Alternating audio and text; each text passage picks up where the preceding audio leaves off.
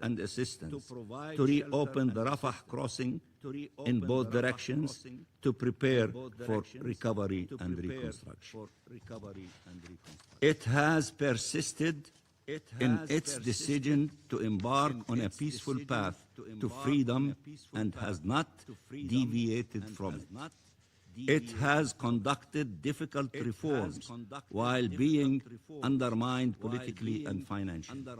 It has adopted the principle of one state, one government, one law, and one weapon. Palestine is a reliable partner for peace, if peace is the objective. Palestine is a reliable partner for peace if peace is the objective. The whole world can testify to that. But the Israeli government's objective is not peace. It is domination. Netanyahu yet again bragged that he will never allow a Palestinian state to emerge.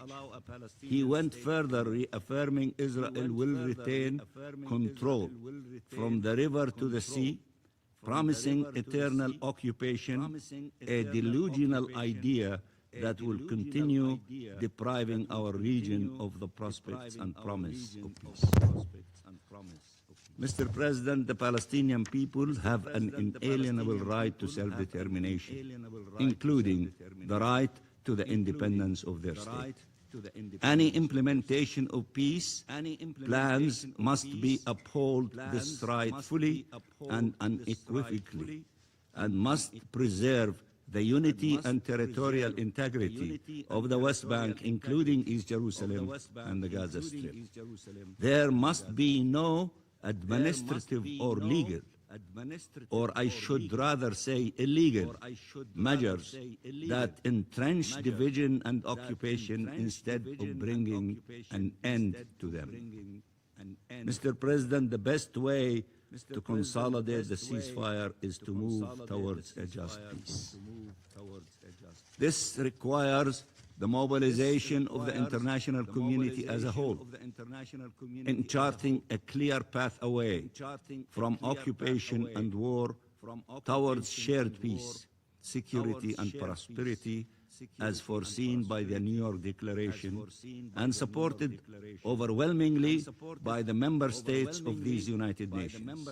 We must all work together to advance these noble objectives.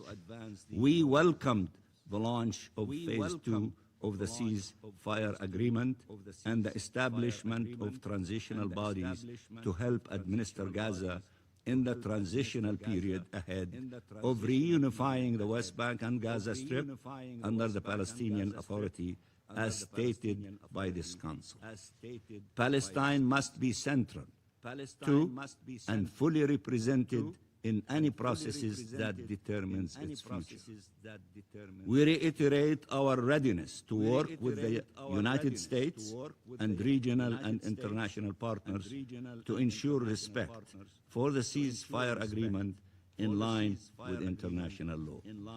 Our people are waiting for the recovery and rebuilding promised to them after so much pain and loss inflicted on them. We cannot let them down. Palestine needs a just peace more than any other country because it suffers most in its absence. It is seeking a peaceful path to freedom. We are seeking a peaceful path to freedom. It should be encouraged and supported, not undermined.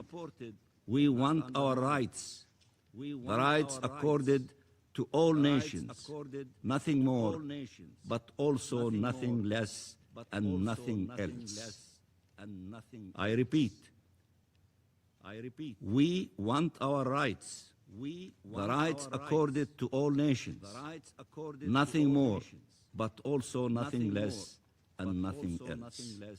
Free Palestine, peace in the Middle East, and I thank you very much, Mr. President. I thank the permanent observer of the Observer State of Palestine for his statement. I'll now give the floor to the representative of Israel. Thank you, Mr. President. First, I would like to thank the briefer and welcome the ministers who joined us today and the new members of the Security Council. Mr. President, from the first day of the war in Gaza, Israel has been clear before this council about its goals. There are two goals: every hostage home, Hamas disarmed. With the return of Ran Gvili, I can finally say that the first goal has been achieved. Every hostage been brought home. What many believed was impossible is now a fact. We said we would bring them home, all of them, no matter how long it took. Now, for the first time since 2014, there is not a single Israeli hostage held in Gaza. This achievement was secured by the brave soldiers of the Israeli Defense Forces, young men and women who stepped forward with incredible determination, resolve and courage. They defended our people. They brought our hostages home. They did so under fire, under pressure, and under relentless scrutiny, including from within this very chamber. Israel owes them a profound debt. The world owes them one as well. This effort was also driven and sustained by the leadership of the United States. The peace framework advanced by President Donald Trump and his administration created a path forward. Today, for the first time in 843 days, I sit in this chamber without the yellow hostage pin on my lapel. Everyone in Israel wore it until yesterday. This is a moment of deep national significance for Israel. This moment also carries a message far beyond Israel. Western liberal democracies do not cave to terrorists. They do not reward mass murder. They do not trade their values for silence. The message is clear for every terrorist organization watching us. Kidnapping civilians does not bring legitimacy. Violence does not deliver political gains. Terror does not win. Israel now advances its second goal with the same determination and clarity. Hamas must be disarmed. The next steps are grounded in phase 2 of the peace plan, supported by Israel, key international players and partners, and this Security Council. Phase 2 is written. It is structured. It provides for the establishment of a responsible governing framework for Gaza. There are positive signs. However, one obstacle remains: Hamas disarmament. The choice now rests with Hamas. Acceptance of full disarmament enables progress. Refusal places full responsibility on Hamas for the consequences. Clarity is essential about what disarmament actually means. Disarmament does not mean staged handovers for cameras. It does not mean weapons hidden underground while promises are made above ground. There is no real disarmament until Hamas's military infrastructure is dismantled. That includes weapons, command centers, and terror tunnels. No economic rebuilding can take place while Hamas remains armed. No civilian future can exist while a terrorist army controls Gaza. A genocidal terrorist organization should not have any weapons. Hamas understands this reality. That is why it delays, that is why it deceives. But don't just take Israel's word for it. Hamas put this in writing. In the final days of last year, Hamas released this manifesto. Very impressive one. This document, a copy of which was sent to all of your missions this morning, removes all doubt about Hamas's real intention. They wrote it. It wasn't us. In this document, it says very clearly, it rejects disarmament, it rejects giving up political power, it denies the atrocities of October 7th, it justifies and glorifies its mass murder. Hamas even boasts about its strategy and diplomacy. In its own words, it calls one of the achievements of October 7th the collapse, and I quote, of Israel's image as a Western democracy. That tells you everything. This is not the language of peace, even when dressed up as diplomacy. It is a roadmap for future violence. Do not fall into Hamas's playbook. Do not let its propaganda write your talking points. Hamas still remains heavily armed. Let me show you the numbers. It still holds thousands of rockets, anti-tank missiles, and tens of thousands of Kalashnikov rifles. In total, Hamas still holds roughly 60,000 assault rifles. These weapons are used not only against us, against Israel, but against Gazans who oppose Hamas rule. This is not a movement preparing for peace. This is a terrorist army preparing for its next war. Israel has fully implemented phase 1 of the agreement. Since the beginning of the October ceasefire, the volume of aid has increased sharply. Let's take a look at the numbers. More than 33,000 trucks have entered Gaza since October 10, 2025. They delivered over 850,000 tons of food, 8,300 tons of medical supplies, more than 420,000 tents. Every week, more than 4,200 trucks enter Gaza. 12 field hospitals are operating today. Israel does not limit UN assistance and has invited agencies to increase daily deliveries. Israel has opened all major crossings into Gaza and earlier this week announced the reopening of the Rafah crossing. Aid is flowing, coordination continues. Mr. President, while attention remains fixed on Gaza, another crisis demands urgency. Iran. The Ayatollah regime is brutally repressing and murdering its own people. Behind 20 days of internet and telephone shutdowns and blackouts, civilians demanding freedom are executed, arrested, and silenced. Reports now indicate fatalities exceeding 30,000. That number should shock this council. Imagine for 1 minute a Middle East without this regime. Think about it for 1 minute. Billions of dollars would no longer be spent funding terror. Lebanon can regain its sovereignty finally from the claws of Iranian-backed Hezbollah. Syria could stop serving as an Iranian weapons corridor and move towards stability finally. Palestinians in Gaza and Judea and Samaria could focus on improving their lives instead of being trapped by armed radicals. The problem is not the people of the region. The problem is the regimes and militias that profit from chaos. Look at Yemen. Yemen offers another clear example of how the Iranian regime exports hate. The Houthis are not fighting over borders. They have no border with us. They have no border with the US. They have no border with most countries here. They are not fighting over land. The flag tells the entire story. Look at the flag of the Houthis.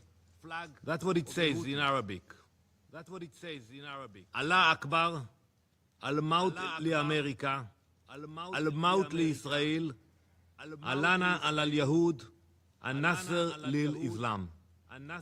In English, God is great, death to America, death to Israel, curse on the Jews, victory to Islam. That is the official flag of the Houthis. This is radicalism. It is insanity. It is insanity. That hatred did not originate in Yemen. It was cultivated, funded, and armed by Tehran. The Iranian regime diverted its own people's money to fund terror instead of providing basic needs. This is how the Iranian regime operates. It builds network of violence and exports them across the Middle East and beyond. A regime that massacres its own people cannot be trusted to respect others. The world's most extreme regime must never obtain the world's most dangerous weapon. Israel has no hostility toward the people of Iran. Their courage is undeniable. Their struggle for freedom deserves support. Their future must be free of tyranny. Hope, however, is not a strategy. As Hamas is dismantled, the Iranian regime must be confronted with the same seriousness. The same clarity must apply. The same standards must hold. Israel's position is unmistakable. Every hostage was brought home. Hamas must now be dismantled completely. Gaza must be demilitarized and de-radicalized. Thank you, Mr. President. I thank the representative of Israel for this statement. I now give the floor to the members of the Council. I now give the floor to Her Excellency, Ms. Sarah Beslow Nyanti, Minister of Foreign Affairs of Liberia.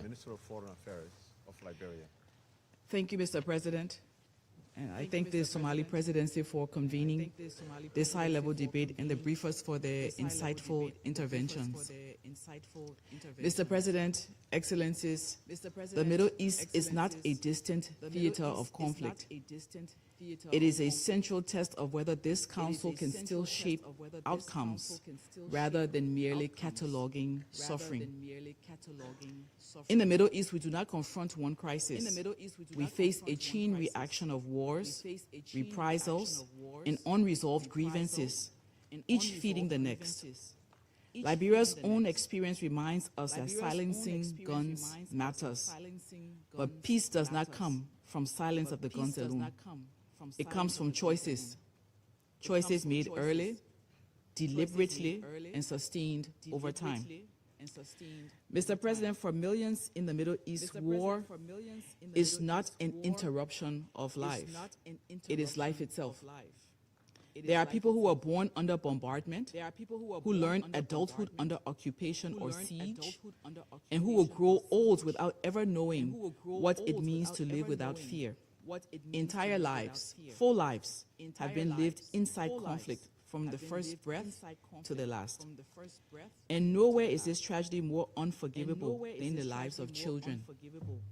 Some babies die while trying to nurse from mothers whose bodies have nothing left to give. They die not from rare diseases or unavoidable fate, but from hunger, blockade, displacement, and decisions made far from their cries. This is not abstract. This is happening in real time. Children are growing up inside the wreckage of our choices. They inherit wars they did not declare, hatreds they did not choose, and borders drawn more fiercely than compassion. They carry the cost of adult power struggles because the international community has too often accepted delay, denial, and turning a blind eye as its policy. While children elsewhere worry about exams, football matches, music, friendships, and what they might become in the future, children in the Middle East learn how to stay safe during explosions and the best route to take to find food. They live in fear, not knowing what it means to be free. This is not only a moral failure, it is a strategic catastrophe that recycles violence, enmity, and hate. Mr. President, Excellencies, the reality of the Middle East is unfortunately grim, but the horizon beckons hope. Liberia notes recent diplomatic efforts aimed at reducing violence and reopening political space in Gaza and across the region. We applaud initiatives led by Qatar, Egypt, and the United States, other regional leaders, and other stakeholders, which have helped to create momentum toward de-escalation, improved humanitarian access and dialogue. Progress, however, is fragile, but progress matters. Let's be clear, this momentum must be sustained. Therefore, Liberia encourages continued engagement with this Council and with all stakeholders to deepen the progress, seize every opportunity, and consolidate the gains already made. History shows that diplomatic openings will close inevitably, not because they are imperfect, but because they are abandoned. Mr. President, no conflict has more broadly defined the region than the one between Israel and Palestine. Liberia is concerned by this protracted conflict. We reiterate the urgent need for immediate and sustained de-escalation and for expanding humanitarian access that is predictable and safe. Liberia continues to support a negotiated two-state solution consistent with relevant Security Council resolutions. Security that lacks political legitimacy cannot endure. Crisis management, however necessary, cannot substitute for a genuine peace process. Mr. President, Excellencies, force can dominate a moment, but only justice can shape a future. If force worked, we would not be here having this debate. What is not resolved through dialogue will resurface louder, angrier, and more dangerous. Hence, any solution must be shaped with the involvement of all concerned stakeholders. Mr. President and Excellencies, beyond Gaza, we are aligned by rising tensions along the blue line between Israel and Lebanon. We recall Security Council Resolution 1701 and support UNIFIL's stabilizing role. In Syria, humanitarian suffering continues amid political paralysis. Resolution 2254 remains the agreed framework for sustainable peace. Regional engagement must translate into a political movement that is inclusive, but not an acceptance of permanent stagnation. In Yemen, fragile steps toward de-escalation offer a chance that must not be squandered. Dialogue remains the only path that does not end in more deaths and destruction. Peace in the Middle East cannot be defined simply by what ends. It must be defined by what begins. Dignity, justice, and the freedom for people to build ordinary lives. It must offer a future where Jews and Palestinians, Christians and Muslims, Arabs and non-Arabs can live not only side by side, but together working in the same hospitals, trading in the same markets, studying in the same universities, protecting shared water sources, building businesses, and competing in ideas rather than arms. Finally, Mr. President, Liberia will close with the following. We call for expanded regular humanitarian corridors into Gaza and all conflict zones in the region. We urge support for confidence-building measures facilitated by UN peace-building measures, peacekeeping, regional partners support. We encourage regional actors and international partners to sustain diplomatic momentum and avoid the collapse of current openings. We call on all stakeholders to support efforts that restore political legitimacy, governance capacity, and economic stability for both Israelis and Palestinians. And we stress the need to promote regional commitments to stop the use of children in conflicts and to shield schools and hospitals from attacks or misuse. Liberia stands ready to work with all Council members for sustainable peace in the Middle East. Thank you, Mr. President. I thank Her Excellency Ms. Nyanti for her statement. I now give the floor to His Excellency Mr. Georgios Gerapetraidas, Minister of Foreign Affairs of Greece. Thank you, Mr. President. I would like to thank the Deputy Special Coordinator for his briefing and welcome the new elected members of the Council. We're looking forward to working with all of you. Distinguished colleagues, as Greece continues its tenure on this Council, we do so with clarity of purpose and a strong sense of responsibility. At a time when the international system is facing profound challenges, the United Nations and the Security Council in particular continues to provide the central and indispensable framework for dialogue, cooperation and collective action in support of international peace and security. Greece's foreign policy is firmly grounded in respect for the Charter of the United Nations and the principles enshrined therein, respect for sovereignty and territorial integrity, the inviolability of borders and the prohibition of the threat of use of force. These principles are not abstract ideals. They constitute the foundation of a stable international order and guide our collective work within this Council. Peace in the Middle East is an urgent moral, political and humanitarian imperative. Greece consistently supports all initiatives that can have a tangible, positive impact on the ground and bring the region closer to a lasting peace and stability. In this spirit, we have strongly supported the comprehensive plans for Gaza and voted in favor of Security Council Resolution 2803. We acknowledge the progress achieved towards sustained ceasefire and the implementation of the 20-point Gaza peace plan endorsed by this Council. We have been very relieved that the body of the last hostage has been returned to his family. This development concludes a deeply painful chapter for the families. It also opens the path for the full implementation of Phase 2, which is a truly decisive moment. This next step must include full disarmament of Hamas and other armed groups. Addressing Israel's legitimate long-term security concerns is a key precondition for sustainable peace. The nomination of a Palestinian National Committee for the administration of Gaza, with the support of the Presidency of the Palestinian Authority, is a welcome development.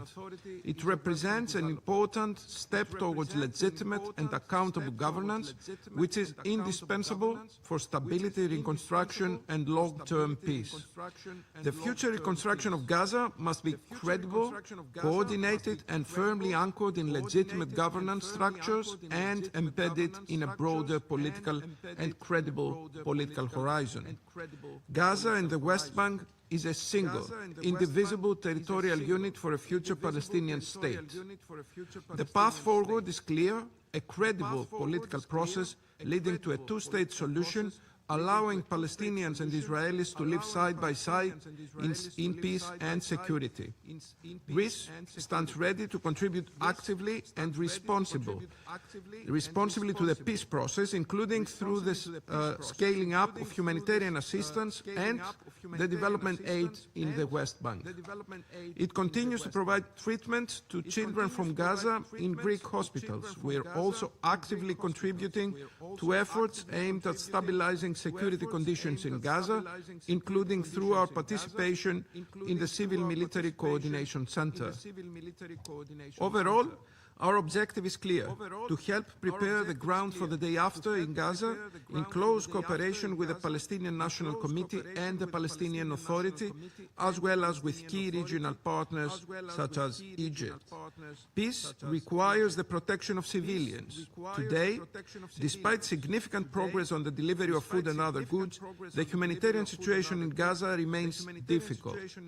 Harsh weather conditions, devastated infrastructure, and shortages of food, water and medical supplies continue to exacerbate suffering. Humanitarian access, including via Cyprus Maritime Corridor, must therefore be unimpeded. We're also concerned with recent developments affecting UNRWA, notably the demolition of its facilities in East Jerusalem. Beyond Gaza, the situation in the West Bank is steadily deteriorating. Rising settler violence, including against Christian communities, erodes trust and fuels instability on the ground. We also call for a halt to settlement activities, including in the E1 area. As the Greek Prime Minister stated during his recent visit to Ramallah and Jerusalem, Greece's support for the Palestinian Authority is unwavering. It remains the legitimate representative of the Palestinian people, and as such must be empowered politically and financially. The Palestinian Authority has been very serious in promoting reforms, with yield tax revenues must be released immediately. Equally, the preservation of the status quo of the holy sites in Jerusalem is of paramount importance. Jerusalem is not only a city of profound religious significance, but a litmus test for coexistence and mutual respect. Mr. President, turning to Lebanon, this Council's visit to Beirut last December was more than symbolic. It sent a clear message: Lebanon is not alone. We welcome the progress achieved in Phase 1 of the National Disarmament Plan, which brings Lebanon closer to restoring full control over its territory in line with relevant Security Council resolutions. Nevertheless, disarmament must be coupled with sustained capacity building as well as clear plan for reconstruction. Greece considers Lebanon as a key partner for peace. It will support Lebanon in its efforts for security and prosperity. It recently delivered military equipment to the Lebanese armed forces and stands ready to do more. In the same vein, we welcome the organization of an international conference in Paris on March 5, aiming at garnering international support toward the LAF, and we're looking forward to our participation. For Syria, Mr. President, 2025 has been a landmark year. The fall of the Assad regime gives a historic opportunity to a country of great importance for the Arab world and the Eastern Mediterranean. Greece stands by Syria and is offering support bilaterally and in its capacity as EU and Security Council member. We must acknowledge the progress achieved so far, but we should also not disregard the persisting challenges. We welcome the assurances by the Syrian government regarding adherence to international law and good neighborly relations. We expect them to be honored, especially in terms of maritime delimitations with neighboring states. Syria's sovereignty, unity and territorial integrity must be fully respected. We also support the country's engagement with the United Nations and warmly encourage its further enhancement, looking forward to the prompt establishment of the Office of the Special Envoy in Damascus. At the same time, we should not forget that 2025 was marked by violence against Alawites, Druze, Christians and lately the Kurds. We need more information, clarity and indeed accountability. We reiterate the need for an inclusive transition and protection of all Syrians, including women, without any discrimination whatsoever due to religious or ethnic background, as a prerequisite for stability and recovery. Syria's wealth lies in its diverse and pluralistic society. Civilians must be protected under all circumstances. The latest developments in the northeast prove how fragile the transition remains and causes concern. The ceasefire agreement reached between the Syrian government and the SDF should be fully implemented by all sides. We call on all actors, including external actors, to act with restraint and avoid escalation that could destabilize the country and exacerbate ethnic tensions. The protection of Kurds must be fully ensured and their political and cultural rights safeguarded in a united Syria. We would also like to underline the need to tackle terrorism and extremism and address the military and security sector reform.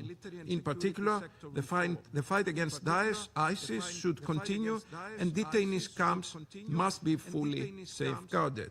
Finally, on Yemen, we reaffirm our full respect for the sovereignty, unity and territorial integrity, and we call upon all parties to engage constructively and in good faith in an inclusive, Yemeni-led and Yemeni-owned political process under the auspices of the United Nations. Despite the escalation in the south, we remain vigilant.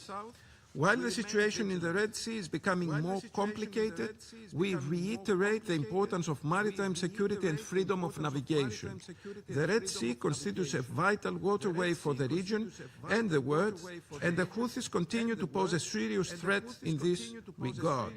Greece, honoring its long maritime tradition, will continue to support regional and international activities and provide her leadership to EU naval operation Aspides in line with Council resolutions and in full respect of international law. In conclusion, Mr. President, Greece remains fully committed to working with all members of this Council, with the United Nations and with regional partners to turn commitments into action so that hope prevails over suffering, dignity over despair, and peace becomes a reality delivered.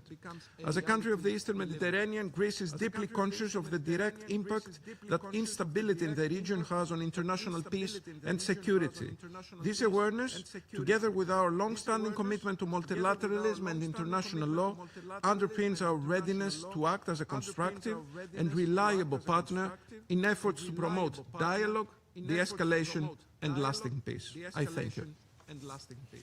I thank you. I thank His Excellency Mr. Jared Petraeus for his statement, and now give the floor to the representative of the United States. Thank you, Mr. President. Thank you, Deputy Special Coordinator Al-Akbarah, for your briefing. It was good to spend time with you late last year. Welcome to our colleagues, Your Excellencies of Foreign Ministers from Greece and Liberia. I think first and foremost, we should truly take heart that Ron Gavili's remains have finally returned to his family, who have suffered through unthinkable hardship for far too long. His funeral was today, and we hope his return brings a measure of solace and closure for the family that I also had the honor to spend some time with. And I think we all hope the remains of all the deceased are returned to their loved ones, those that were killed in this horrible war started by Hamas, so that these families can have some type of closure and peace. Colleagues, for the first time since 2014, in over a decade, Hamas and its terrorist affiliates no longer hold any hostages in Gaza. That's extraordinary. And we should take note of it. And I hope all those who claimed Hamas didn't know the locations of every hostage understand, frankly, their error. It is only due to the relentless efforts of the Israeli people and government, the tireless work of President Trump, his special envoys, Witkoff and Kushner, and the strong pressure put on Hamas, brought to bear by not only the United States, but our partners in the region, that all the hostages have at last returned home, and we could take those yellow ribbons off our lapels. Colleagues, on January 16th, President Trump celebrated the formation of the National Committee for the Administration of Gaza. For the first time since 2007, the people of Gaza who desperately want peace, and they want peace and not Hamas, its supporters or its enablers, they have an opportunity to chart a peaceful future for the Gaza Strip. We are grateful, deeply grateful, for Dr. Ali Sheikh's leadership of the National Committee and for our partnership with those serving alongside him to restore public services, to rebuild civil institutions, and to stabilize daily life in Gaza. Last week in Davos, President Trump announced the Board of Peace, and with it, the transition to Phase 2 of the 20-point plan, both of which were established and endorsed by this committee in Resolution 2803. The results of Phase 1 speak for themselves.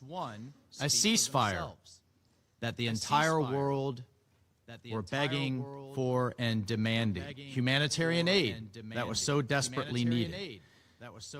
And the release and return of all hostages to their families. Phase 2 will advance the full demilitarization and reconstruction of Gaza in line with the President's plan and with Security Council Resolution 2803. On behalf of the United States, I would like to thank all those that have committed to joining the Board of Peace, especially fellow council members Bahrain and Pakistan. Under President Trump's chairmanship, the Board of Peace is acting and not just talking. With the President's vision and tenacity, the Board will help realize a new Gaza and a break from this decades-old cycle of violence. We realize it's unconventional. Change makes some uncomfortable. But with this innovative approach, we are leaving behind decades of wasted time, wasted money, and wasted chances for peace. And we are already seeing results. With the cooperation and assistance of Israel and our Board of Peace partners, over 55,000 trucks have entered Gaza, bringing food, shelter, and medicine since the ceasefire began. Over 1.3 million people have received food assistance in December. We welcomed the reopening of Allenby Gate and King Hussein Bridge, the crossing between Israel and Jordan, and we welcome the full opening of the reopening of the Rafah border crossing, which will expedite the flow of medical evacuations. But we must take care. Assistance cannot devolve into dependence, and with support from the High Representative for Gaza, Nikolai Mladinov, the National Committee will restore essential services throughout Gaza and foster an economy where opportunity replaces unemployment and dependence. But before we can reach this goal, Hamas and other militant groups must lay down their arms. Point one of the President's 20-point plan is that Gaza will be a de-radicalized, terror-free zone that does not pose a threat to its neighbors. They must live up to their end of the bargain. Point two is that Gaza will be redeveloped for the benefit of the people of Gaza who have suffered for far too long and for more than enough. Only de-radicalization, only disarmament, only demilitarization will bring Gaza prosperity and stability, and we, along with our partners on the Board of Peace and in consultation with the National Committee, will apply pressure to Hamas to honor its commitment and to disarm. Hamas must not have any role in the governance of Gaza directly or indirectly in any form, period. All military, terror, and offensive infrastructure, including tunnels and weapon production facilities, will be destroyed and not rebuilt. International independent monitors will supervise a process of demilitarization of Gaza to include placing weapons permanently beyond use through an agreed process of decommissioning and supported by an internationally funded buyback and reintegration program. New Gaza will be fully committed to building a prosperous economy and a peaceful coexistence with its neighbors. We salute and thank our friends who have agreed to contribute to the International Stabilization Force.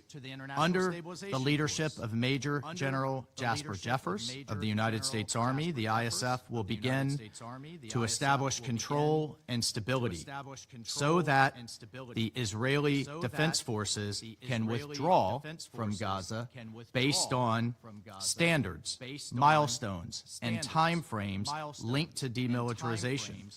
These will be agreed upon between the IDF, the ISF, the guarantors, and the United States with an objective of a secure Gaza that no longer poses a threat to its neighbors or its citizens.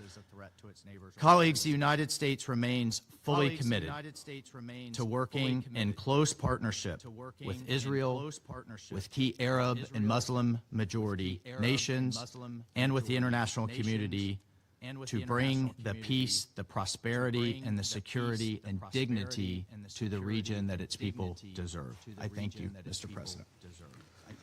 I thank the representative of the United States for his statement and now give the floor to the representative of the United Kingdom.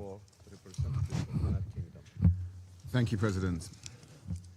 I thank Deputy Special Coordinator Alakbarov for his briefing, and I also join others in welcoming the foreign ministers of Liberia and Greece to the Council today.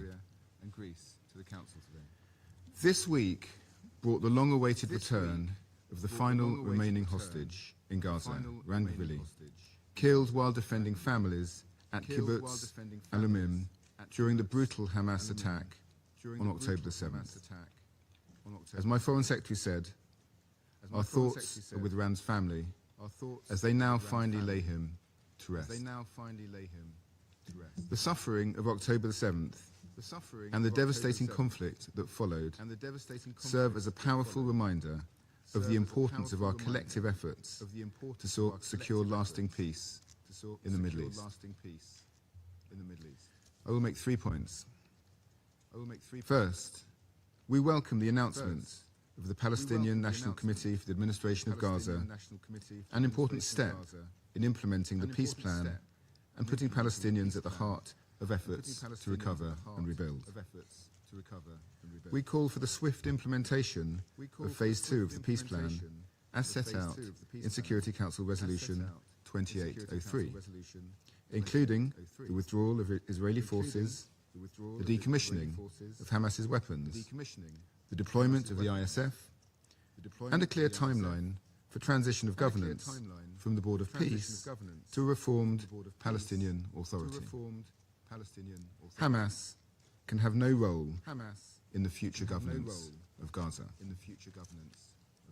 Second, for the peace plan to succeed, we must also see urgent action to address the still catastrophic humanitarian situation. The UN reports that at least 9 infants have died of hypothermia this winter, including a 3-month-old baby last week. This is completely unconscionable, especially when life-saving shelter and medical supplies remain at the border, blocked by Israeli authorities. We welcome Israel's commitment to partially open the Rafah crossing. But this is not enough. Rafah and all crossings must be fully opened to allow life-saving humanitarian supplies to enter at scale. The UK condemns Israel's egregious attacks against UNRWA's compound in East Jerusalem and its restrictions on the work of international NGOs. These are the backbone of the humanitarian response, providing $1 billion of funding annually. And without them, Palestinians will face yet more suffering. We call on Israel to fulfill its humanitarian commitments under President Trump's 20-point plan and its obligations under international law. Finally, we cannot allow the deeply concerning trajectory of Israeli actions in the West Bank to undermine our efforts to secure peace. We condemn ongoing settler violence and outpost construction in Area B. And we call upon the Israeli government to tackle this with effective law enforcement and accountability measures as needed. Israeli movement restrictions and incursions into Area A must cease. We oppose ongoing illegal settlement expansion, including recent developments around E1. President, we cannot afford to lose momentum towards peace.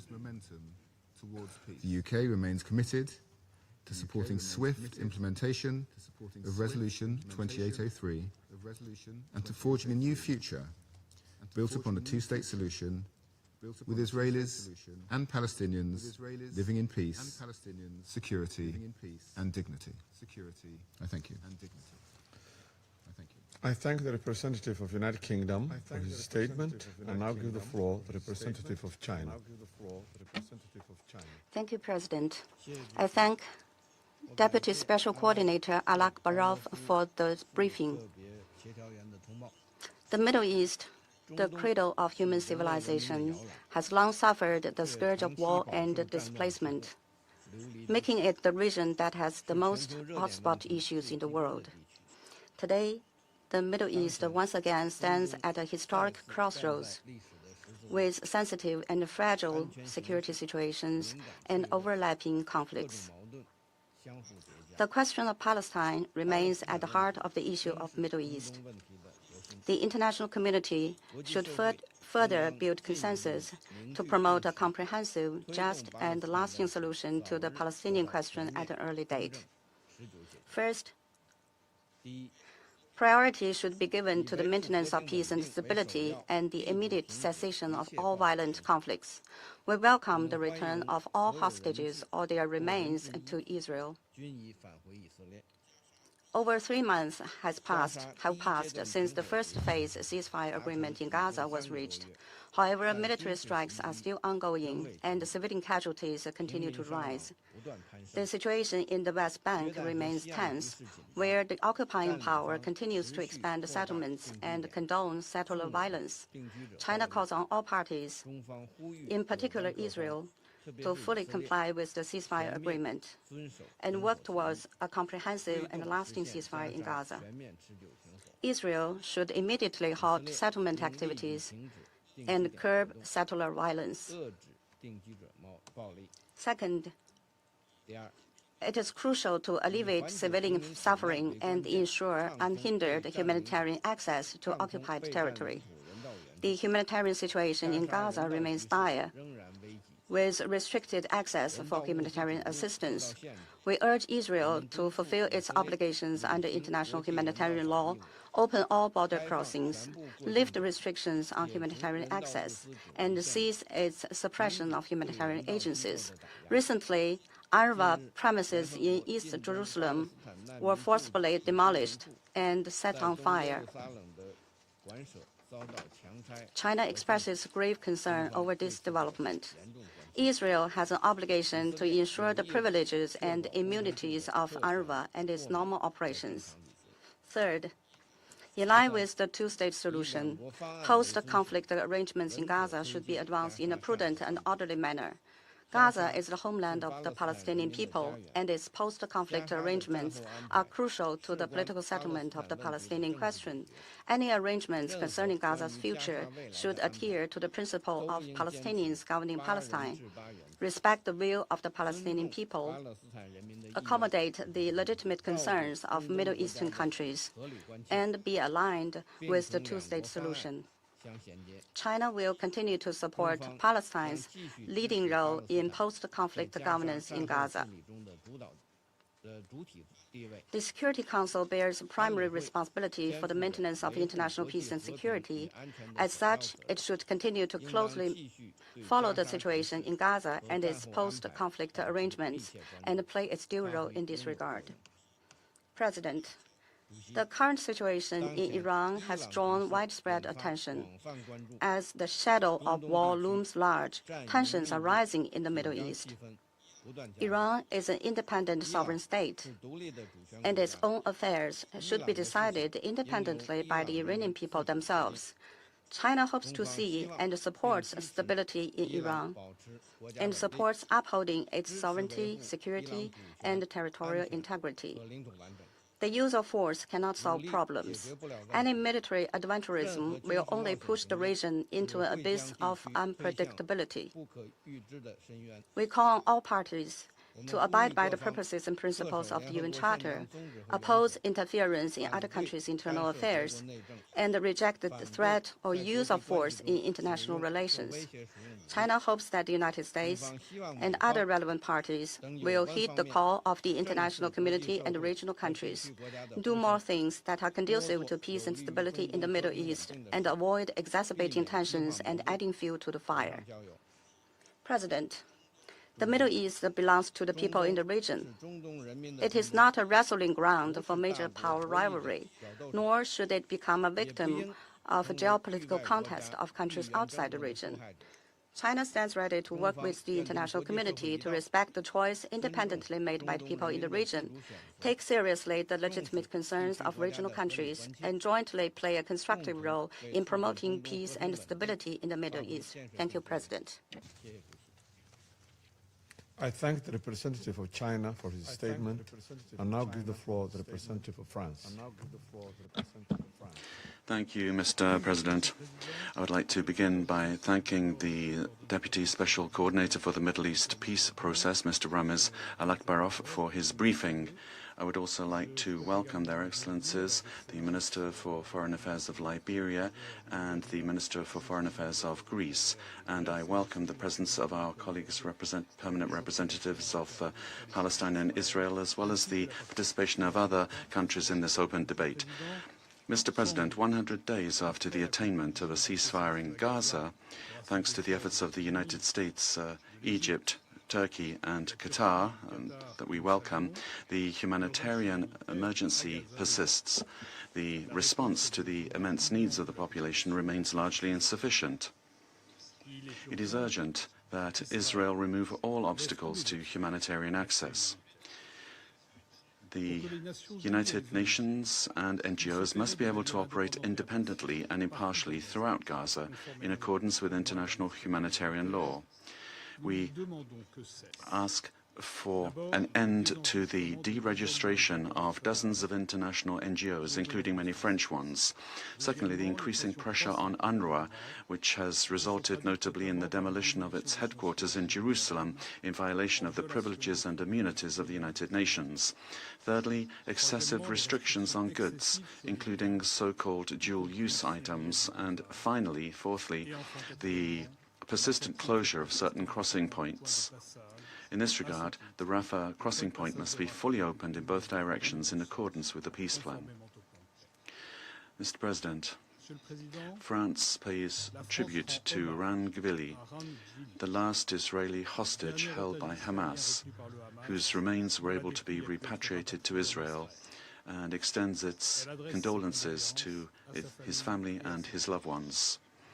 This repatriation paves the way to the end of the Hamas attack on the 7th of October and the inhuman capture of 250 people that were submitted to endless nightmares. This leads to the opening of the second phase of the peace plan for Gaza, which must make it possible to achieve lasting peace. France welcomes the mediation efforts of the United States, and we call upon all parties to honor their commitments. The establishment of a national committee for the administration of Gaza which is an integral part of Palestine, is an essential element of Palestinian ownership of this new phase. This national committee must be deployed on the ground and respond to the population's urgent needs with the support of the Palestinian Authority and the support of the international community. France intends to contribute fully to this effort. This step must pave the way to the disarmament of Hamas, that should no longer have any role to play in the governance of Gaza, and there should be a return of a reformed Palestinian Authority to Gaza in order to restore a credible political horizon for the two-state solution in accordance with the New York Declaration. With regard to the establishment of the Board of Peace, its founding text raises major political and legal questions, particularly concerning its scope of application and its governance. France recalls that its action was authorized by the UN Charter and Resolution 2803. It's important, therefore, that the Security Council be regularly informed of the progress made in the implementation of Resolution 2803. Mr. President, the situation in the West Bank and East Jerusalem continues to deteriorate. Settler violence, the acceleration of settlement activity, including the advancement of the E1 project, the intensification of military operations and violations of the status quo at the holy sites, undermines prospects for peace, including the implementation of the peace plan. France condemns all violence. We condemn the attack of Palestinian in the north of Israel, leading to deaths. We condemn the settler attack of the 17th of January east of Ramallah, during which local residents and foreign nationals, including a French citizen, were assaulted. We call on the Israeli authorities to shed full light on this attack and to initiate proceedings against those responsible. Over and above this, we would recall that peace and security for Israelis as well as for Palestinians, and this has been pointed out clearly by the General Assembly last September, involves the establishment of a two-state solution in all its aspects. France would also, Mr. President, like to take this opportunity to address two messages to the Council and to the region. First of all, the importance of respecting the ceasefire in Syria and of integrating the Syrian democratic forces into the Syrian army and state institutions. Secondly, the need to support the progress made by the Lebanese authorities in favor of the state's monopoly on weapons. To this end, France will organize with the United States and Saudi Arabia an international support conference on the 5th of March in Paris. Thank you. I thank the representative of France for his statement and now give the floor to the representative of Denmark. Thank you, Mr. President. And let me also thank Deputy Special Coordinator Alak Barra for his informative briefing. Mr. President, we are relieved that the earthly remains of the last hostage held in Gaza since the terror attack on October 7 has finally been returned, and we hope that this can contribute to healing for the families affected. Denmark welcomes the announcement of Phase 2 of President Trump's peace plan. This moment carries a fragile but powerful promise, a hope that suffering may give way to stability. But hope on its own cannot rebuild lives. It needs to be supported by concrete actions. The Security Council has a key role in overseeing the implementation of Resolution 2803, including the work of the Board of Peace. While some elements of the Charter of the Board of Peace raise concerns, we wish the Board of Peace will be successful in implementing the peace plan for Gaza and effective as a transitional administration in Gaza in line with Resolution 2803 and the UN Charter. With the formation of the National Committee for the Administration of Gaza, we count on Palestinians to be involved in matters related to Palestinian territory. As we are entering Phase 2, we call on Hamas and other armed groups to decommission their weapons, because Hamas and other terrorist organizations must be disarmed and no longer play a role in Gaza. Furthermore, we call on Israel to facilitate a full reopening of the Rafah border crossing in both directions. These are central elements of the peace plan. Mr. President, despite some improvements, the humanitarian needs in Gaza remain vast and urgent. Families continue to struggle for shelter, protection, and medical care. The deregistration of at least 37 international non-governmental organizations operating in Gaza and the West Bank risks undermining the progress that has been made. International NGOs are responsible for nearly 3/4 of all shelter-related activities and deliver more than 80% of basic necessities. Their presence and unimpeded access are crucial to meeting urgent needs at the scale required. We call on Israel to reverse this decision.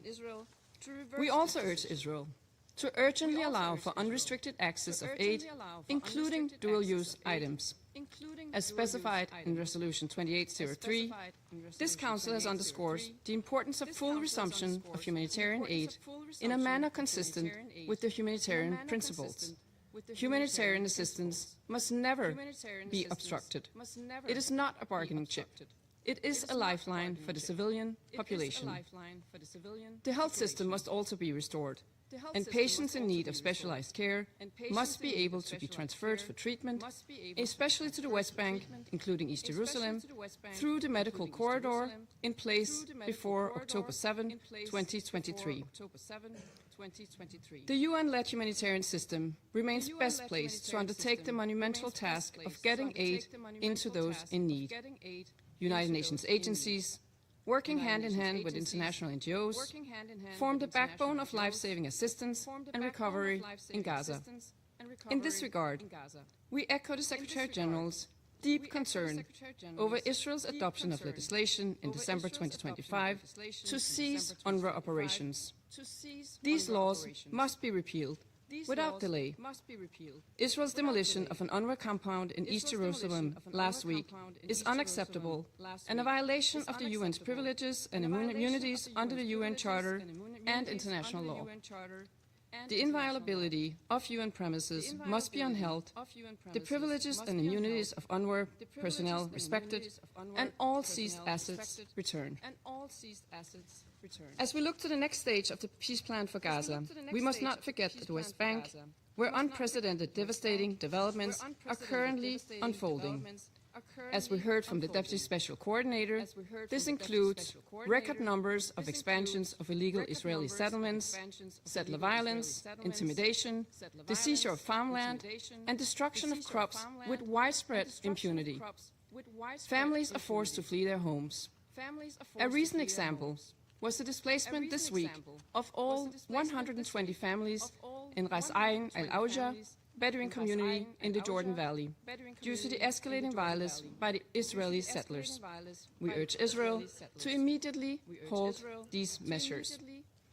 Mr. President, peace demands a clear path forward. A two-state solution remains the only viable option for long-term sustainable peace, one in which Gaza and the West Bank are reunited, and where Palestinians and Israelis alike can live in security, freedom, and dignity. We hope that the implementation of the second phase of the peace plan will help turn the page and open a new chapter for Gaza. I thank you. I thank the representative of Denmark for her statement and now give the floor to the representative of Panama.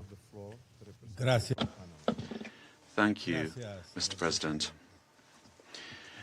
We thank Dr. Ramiz Alakbarov, Deputy Special Coordinator and Resident Coordinator of the United Nations Office for the Middle East Peace Process, for the briefing that he gave us. And we'd also extend a warm welcome to the foreign affairs ministers of Liberia and Greece, and also the representatives of all the other delegations honoring us today with their participation in the meeting. Recent events in the Middle East confirm the dynamic and complex nature of the region, marked by multi-dimensional challenges that require sustained and coordinated attention from the international community. Despite the ceasefire in effect since the 10th of October, the situation on the ground in Gaza continues to remain extremely fragile. While the cessation of hostilities has reduced the intensity of the conflict, it remains insufficient to guarantee effective and sustained protection for the civilian population. In this context, Panama acknowledges the mediation efforts undertaken by the United States, Qatar, Egypt, and Turkey as a decisive contribution towards achieving a lasting and sustained ceasefire. Likewise, we recognize the efforts of the United Nations system and its humanitarian partners, which have enabled concrete progress to be made at an extremely adverse time. Nevertheless, this progress continues to be fragile and depends on full, safe, and sustained humanitarian access without administrative and bureaucratic obstacles preventing operations. A few days ago, the discovery of the mortal remains of Rangvili was confirmed, the last of the 251 hostages captured during the atrocious terrorist attack by Hamas of October 7th, 2023. We reiterate our condolences to all the families of the victims and express the hope that the people of Israel may finally bring this tragic episode to a close.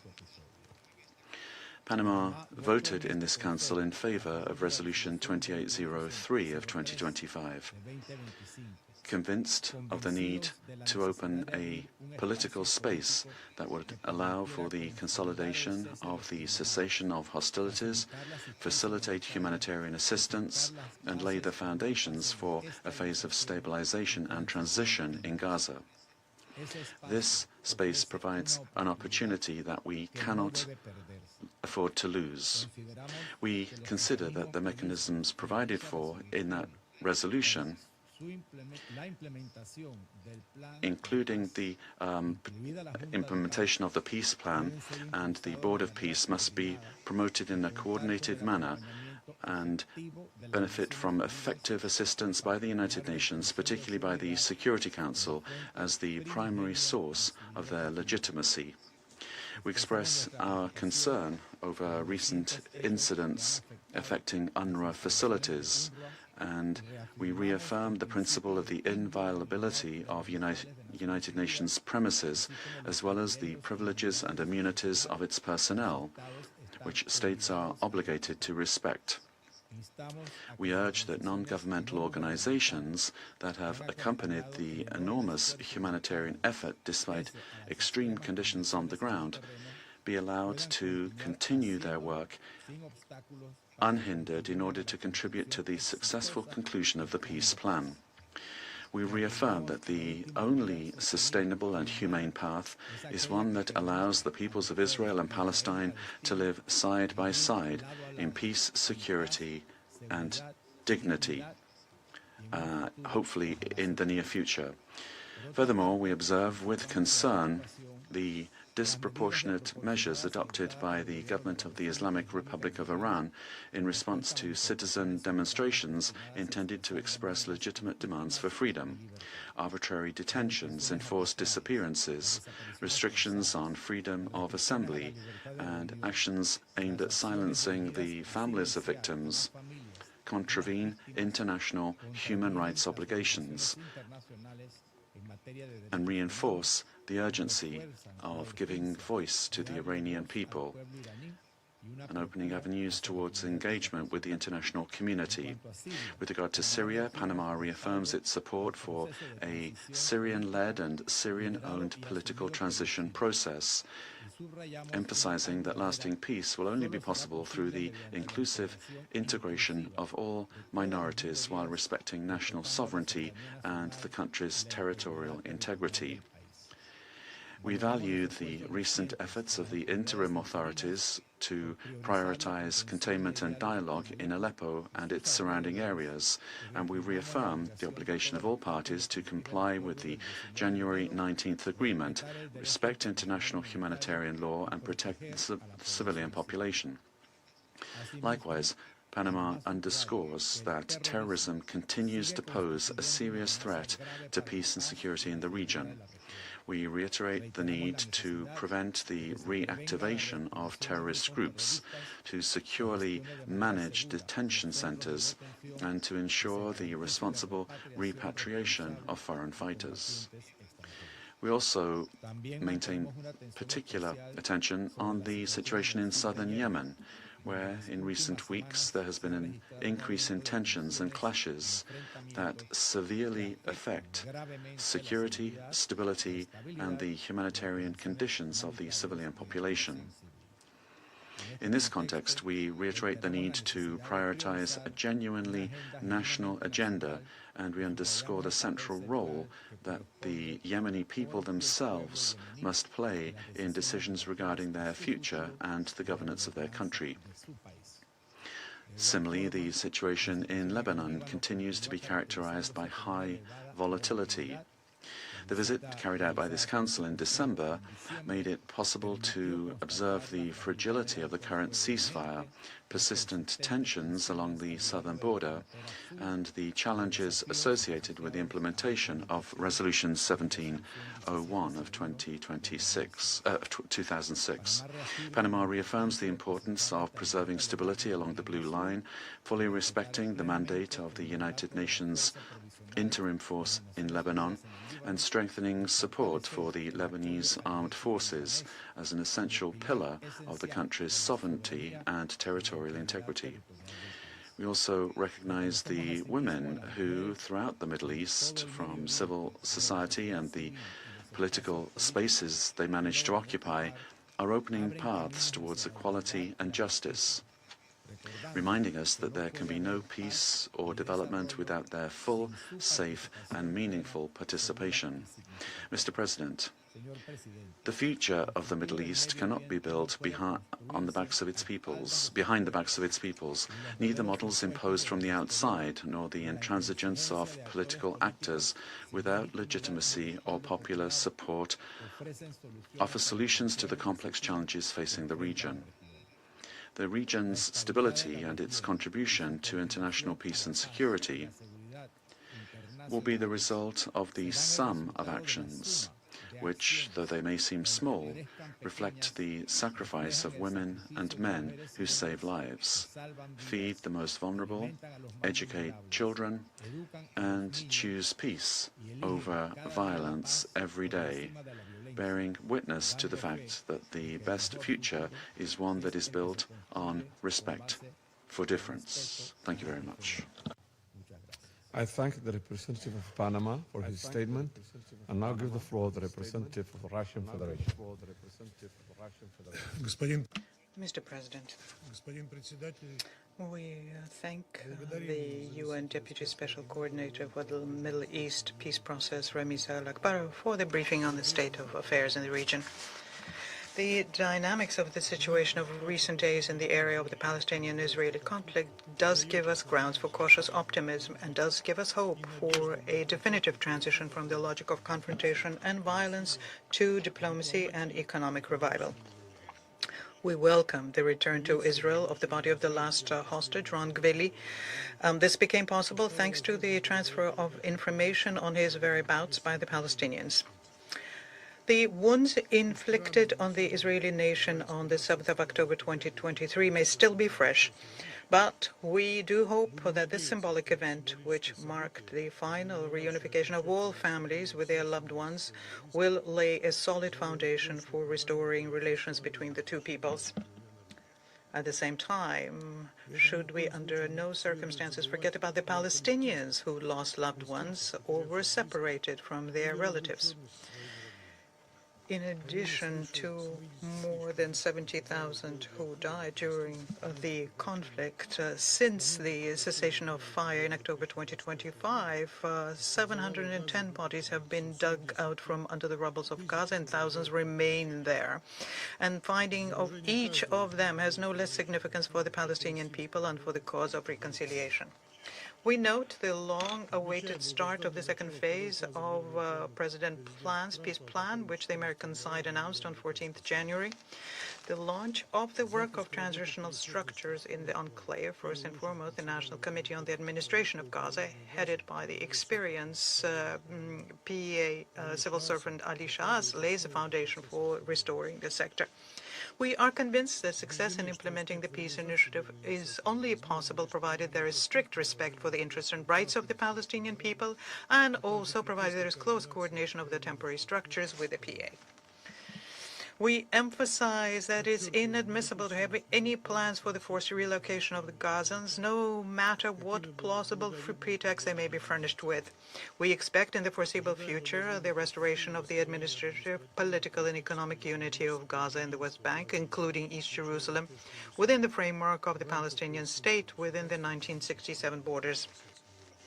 And we await from the American side more specifics regarding the prospects for the deployment in this sector of the international stabilization forces, including information on its composition, size, and the mandate of this mission. Based on the long-term experience of peacekeeping operations, we believe that the effectiveness of the ISF will directly depend on the presence of consent by the parties and the ability of the mission to impartially fulfill its mandated tasks. At the same time, the use of force must be strictly limited in order to avoid drawing the peacekeepers into the conflict as one of its sides. Overall, we believe that the future implementation of the peace plan will require the mediators to focus on finding a comprehensive negotiated solution to the problem of disarming Palestinian groups and withdrawing Israeli units from Gaza. Attempts to have a forceful solution here will lead to nothing. Mr. President, now, when the body of the last hostage has been returned, the Israeli side has no grounds left for any further delay in fulfilling its humanitarian obligations towards the Gazans. We would like to recall here that Israel's humanitarian obligations are in points 7 and 8 of Donald Trump's peace plan, as well as in operative paragraph 3 of UN Security Council Resolution 2803, which approved it, and where the importance of resuming full-scale delivery of humanitarian aid to the Gaza Strip through cooperating organizations, including the UN, is stated directly. This concerns, amongst other things, the need of fully opening the Rafah crossing, which was announced only on the 26th January, in other words, 3.5 months after the conclusion of the ceasefire agreement. Unfortunately, the humanitarian situation in Gaza continues to remain catastrophic under conditions of total destruction and restrictions on the delivery of cargo supplies. The continuing prohibitions in carrying out humanitarian operations and importing necessary goods, as well as equipment for clearing the rubble, seriously aggravate the situation of the Gazans. Palestinians continue to die under Israeli strikes, suffer from hunger, from the virtual absence of any medical assistance and access to education, to which now winter cold has been added. Since 10th of October 2025, about 500 people have been killed. At least 9 of them have died of hypothermia. Information coming from humanitarian organizations clearly shows the disproportion between the scale of humanitarian needs and the actual level of response to them.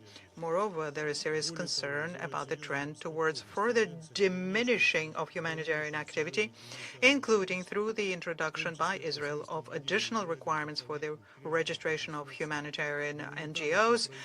These NGOs account for a significant share of vital work. And it is precisely based on the acute needs and urgent requirements of the Palestinians that we announced our readiness to provide $1 billion from Russian assets, which were frozen by the previous U.S. administrations, for projects for restoration and reconstruction of the Gaza Strip. We call on Israel to refrain from actions undermining humanitarian response and to assure that humanitarian structures can have safe and unimpeded access necessary to overcome the consequences of one of the most acute crises of our times. Mr. President, the situation surrounding UNRWA requires special attention. For decades, the agency has been playing a key and irreplaceable role in providing assistance to the Palestinian population, both in the OPT and in the neighboring Arab countries. The mandate of the agency was extended for yet another 3-year period until 30th June 2029 by UN General Assembly Resolution 80/78, for which an overwhelming majority of member states voted in favor. UNRWA also bears historic responsibility to assure the implementation of Resolution 194 on the right of Palestinian refugees to compensation and return. At the same time, today, the agency is facing unprecedented pressure and systemic obstacles to its activities. Unfortunately, UNRWA is forced to direct significant efforts not only to supporting those in need, but also to protecting its own staff from threats, from pressure, and from persecution. The Israeli side has prohibited the supply of electricity and water to UNRWA facilities, cancelled tax benefits and immunities from lawsuits, and the right to use banking and payment means. By the end of January, a forced disconnection of the agency's schools, clinics, and utility facilities from power and water supply systems will begin, and this will affect the provision of social services to tens of thousands of Arab residents of East Jerusalem. Since the beginning of the escalation of hostilities in Gaza, 309 UNRWA staff members have been killed, and we express our sincere condolences to their families and loved ones and call for an impartial investigation and bringing those responsible to justice.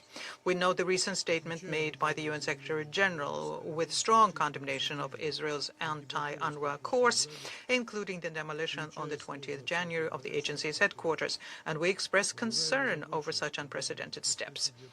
We call on the Israeli leadership to reverse them and refrain from further unilateral campaign against a UN humanitarian entity and to observe its obligations as a UN member state.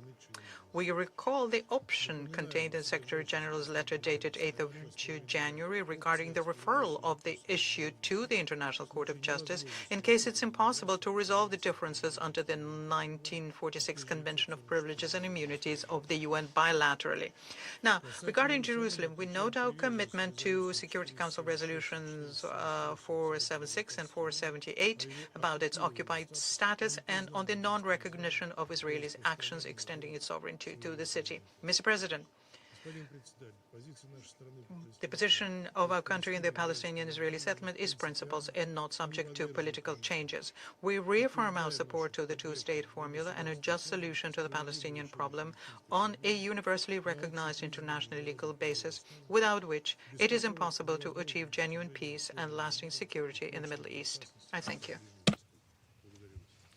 I thank the representative of Russian Federation for his statement. I now give the floor to the representative of Pakistan.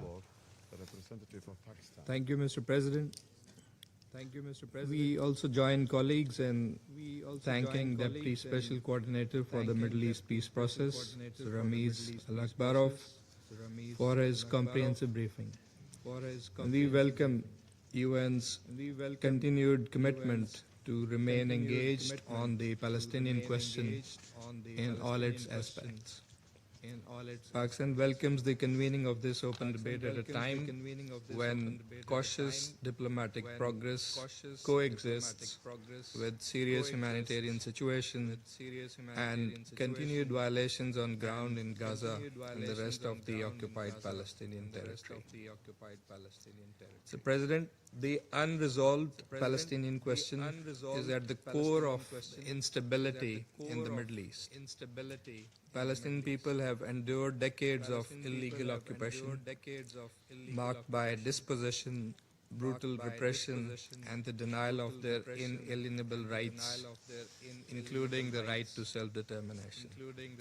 Over the past 2 years in Gaza, this suffering escalated to an unprecedented scale, resulting in widespread civilian casualties, mass displacement, almost total destruction of infrastructure, and severe humanitarian deprivation.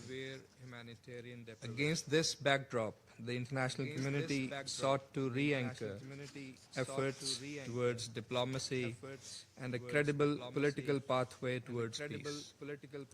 Initiatives such as the High-Level Conference on the Peaceful Settlement of the Question of Palestine, held last July, as well as President Trump's 20-point peace plan, subsequently endorsed by the Security Council Resolution 2803, reflect this renewed engagement.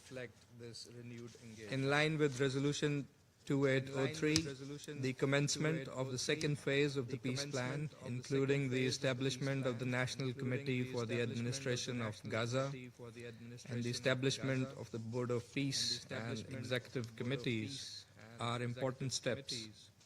As intended in the plan, these measures should now help consolidate the ceasefire, secure a permanent cessation of hostilities, facilitate transitional arrangements, enable recovery and reconstruction, ensure the provision of humanitarian assistance at scale, and prepare the ground for a sustainable and credible political process towards Palestinian self-determination and statehood.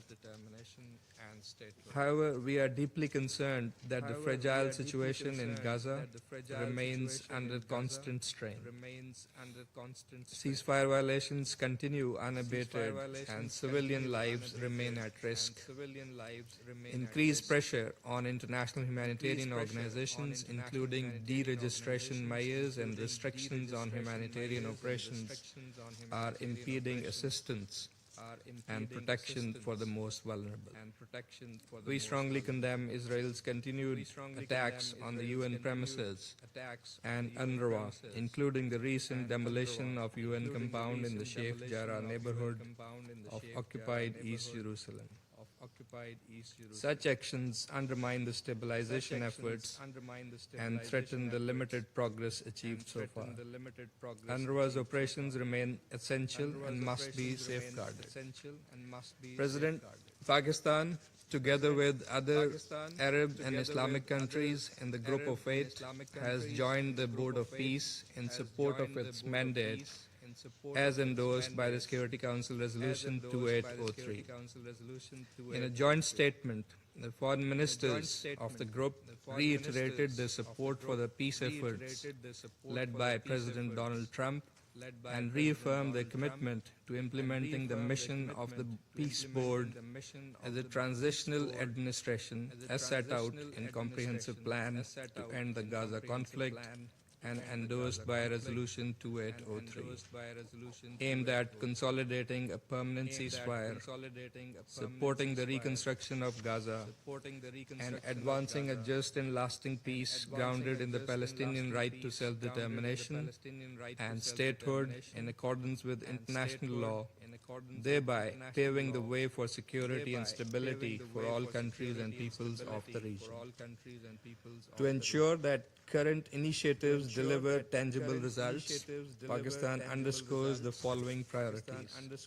First, globally, on the process and its objectives.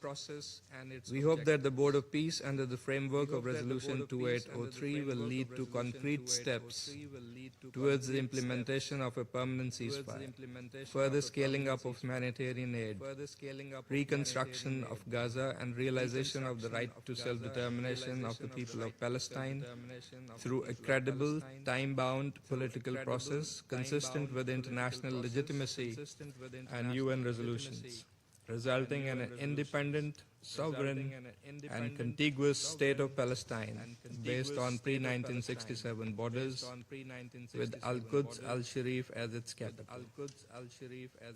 That, Mr. President, is the ultimate goal supported by the international community. Palestinian-led governance and institutional strengthening with a central role of the Palestinian Authority are indispensable in this regard.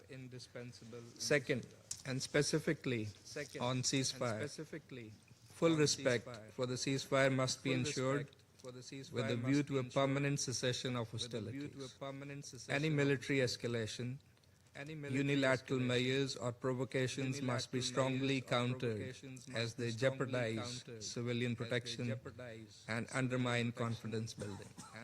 Third, on the humanitarian situation, attacks on UN premises, UNRWA, humanitarian organizations and personnel and their facilities, as well as administrative restrictions on international organizations are unacceptable and contrary to international humanitarian law.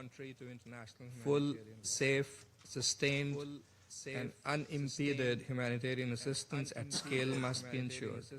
UNRWA's role in this regard remains critical.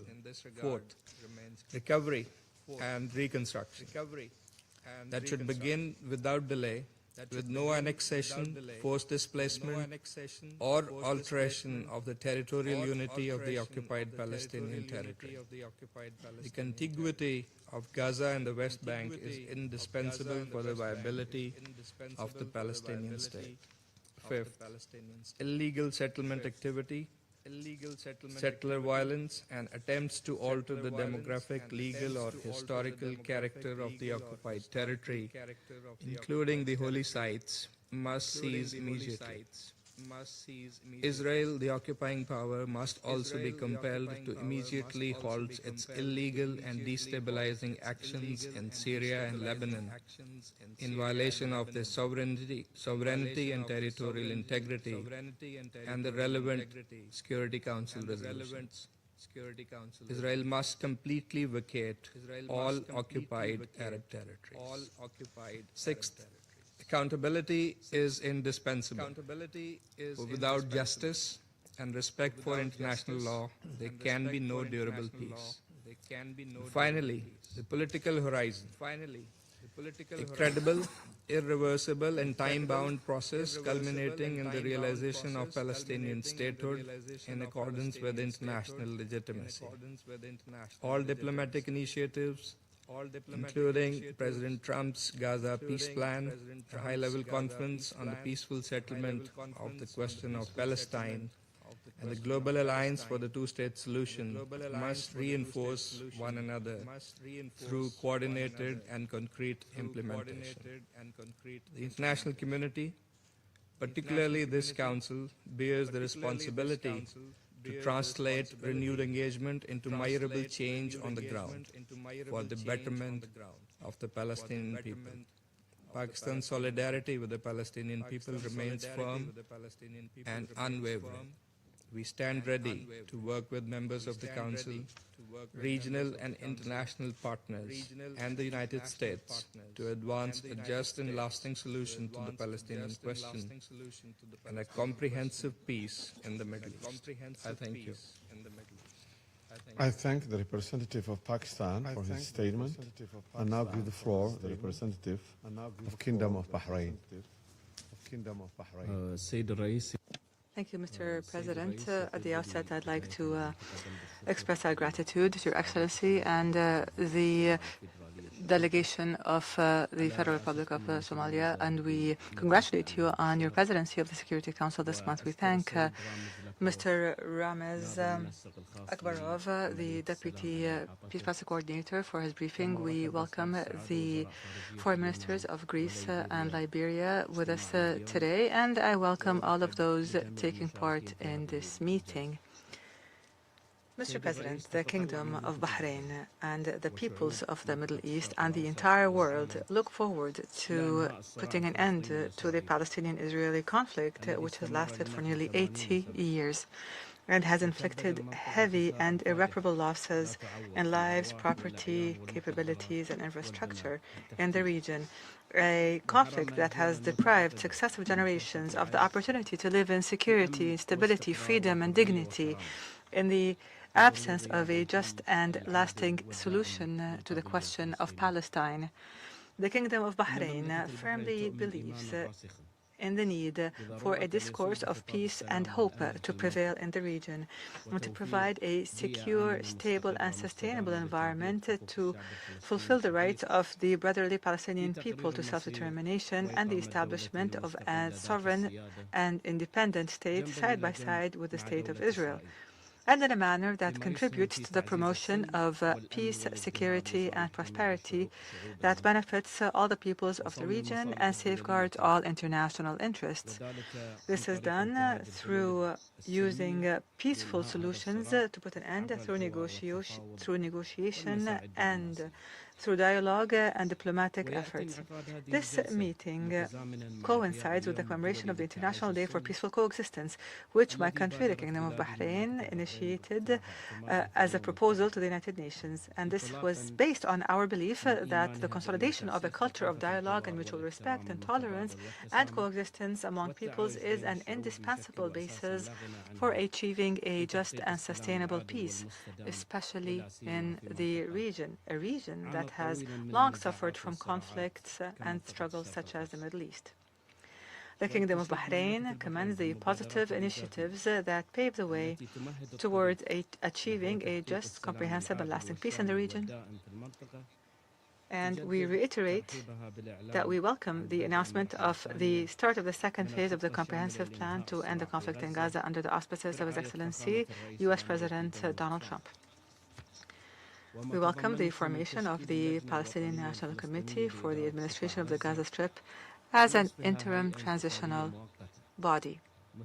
We wish this committee success in its duties in service of the Palestinian people and putting an end to their suffering and improving their living conditions. In this context, the Kingdom of Bahrain's signing of the Charter of the Peace Council in Davos upon the directives of His Majesty King Hamad bin Isa Al Khalifa, the King of Bahrain. We signed this charter to welcome the invitation extended to His Majesty by the President of the United States to join the Peace Council, because the Kingdom believes in the importance of moving towards the full implementation of the peace plan on the Gaza Strip, in that it presents an international framework that supports the protection and safeguarding the legitimate rights of the brotherly Palestinian people and the achievement of a sustainable peace in the region. The Kingdom of Bahrain affirms its appreciation for the efforts made by the United States of America to put an end to the war and to establish a sustainable peace in the region. We express our hope that the Peace Council would contribute to promoting and supporting stability, development, and prosperity for all. The Kingdom of Bahrain also calls on all parties to work on ensuring the success of recent diplomatic efforts, especially the Trump peace plan. We emphasize the use of dialogue and negotiation as a means to address any obstacles or concerns. We stress the need to establish a comprehensive and lasting ceasefire in Gaza and facilitate the sustainable and adequate delivery of humanitarian aid to civilians in the Gaza Strip, and the need to start reconstruction and recovery there. In addition, We reject any attempt or any schemes to forcibly evict persons from the Palestinian territories or the settlement expansion, which is considered a violation of Security Council Resolution 2334 or anything that would harm the religious and historic status of the city of Al-Quds, Jerusalem, as a city that has throughout history encompassed the three divine religions, Judaism, Christianity, and Islam, in fraternity and in peace. And in this context,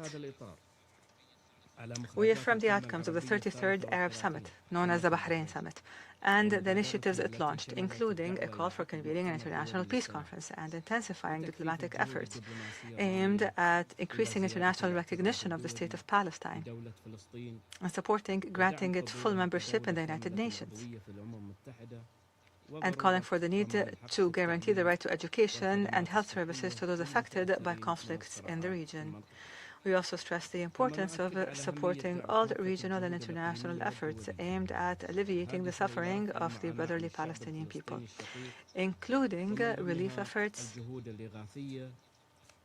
that the United Nations performs through the United Nations Relief and Works Agency for Palestine Refugees, the UNRWA, to provide support and relief to millions of refugees in the Palestinian territories, Jordan, Syria, and Lebanon until a just and comprehensive political solution is reached in a manner that guarantees their legitimate rights and in accordance with international law and international legitimacy resolutions. The Kingdom of Bahrain commends the positive steps taken by the Palestinian Authority, including its acceptance of the plan of His Excellency, the U.S. President, on Gaza, and Security Council Resolution 2803. We consider those a positive path towards a permanent and stable situation in the Gaza Strip as an integral part of the Palestinian state. The Kingdom of Bahrain welcomes the Palestinian Authority's intention to hold local elections in the West Bank and Gaza Strip on the 15th of April. We stress the importance of the democratic process and the participation of the Palestinian people in determining their future. In conclusion, the Kingdom of Bahrain reiterates its call on the international community to support the rights of the Palestinian people, to establish their national independent state with East Jerusalem as its capital in accordance with the two-state solution and relevant international legitimacy resolutions, and to grant it full membership in the United Nations. We affirm the need to work to achieve a just, comprehensive, and sustainable peace in the Middle East, in accordance with all of the relevant United Nations resolutions, the most recent of which was Resolution 2803, the Arab Peace Initiative of 2002, and here we stress the commitment of the Kingdom of Bahrain as a member of the Security Council to continue working with members of the Council and other concerned parties to support efforts aimed at guaranteeing the legitimate rights of the Palestinian people and to contribute effectively to the achievement of a just and lasting peace in the Middle East in a manner that preserves regional security and stability and maintains international peace and security and provides opportunities for prosperity for all the peoples of the region. I thank you, Mr. President. I thank the representative of the Kingdom of Bahrain and now give the floor to the representative of the Democratic Republic of the Congo.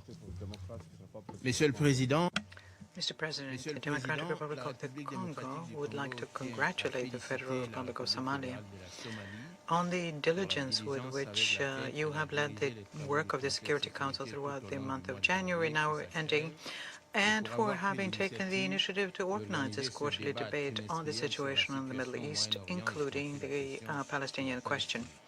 We welcome the presence in this room of the Deputy Special Coordinator for the Middle East Peace Process and the presence of their Excellencies, Ministers of Foreign Affairs of Liberia and Greece. The Democratic Republic of the Congo remains concerned by the persistence of tensions and hotspots of instability across the Middle East, notably in Syria, in Yemen, or in Lebanon.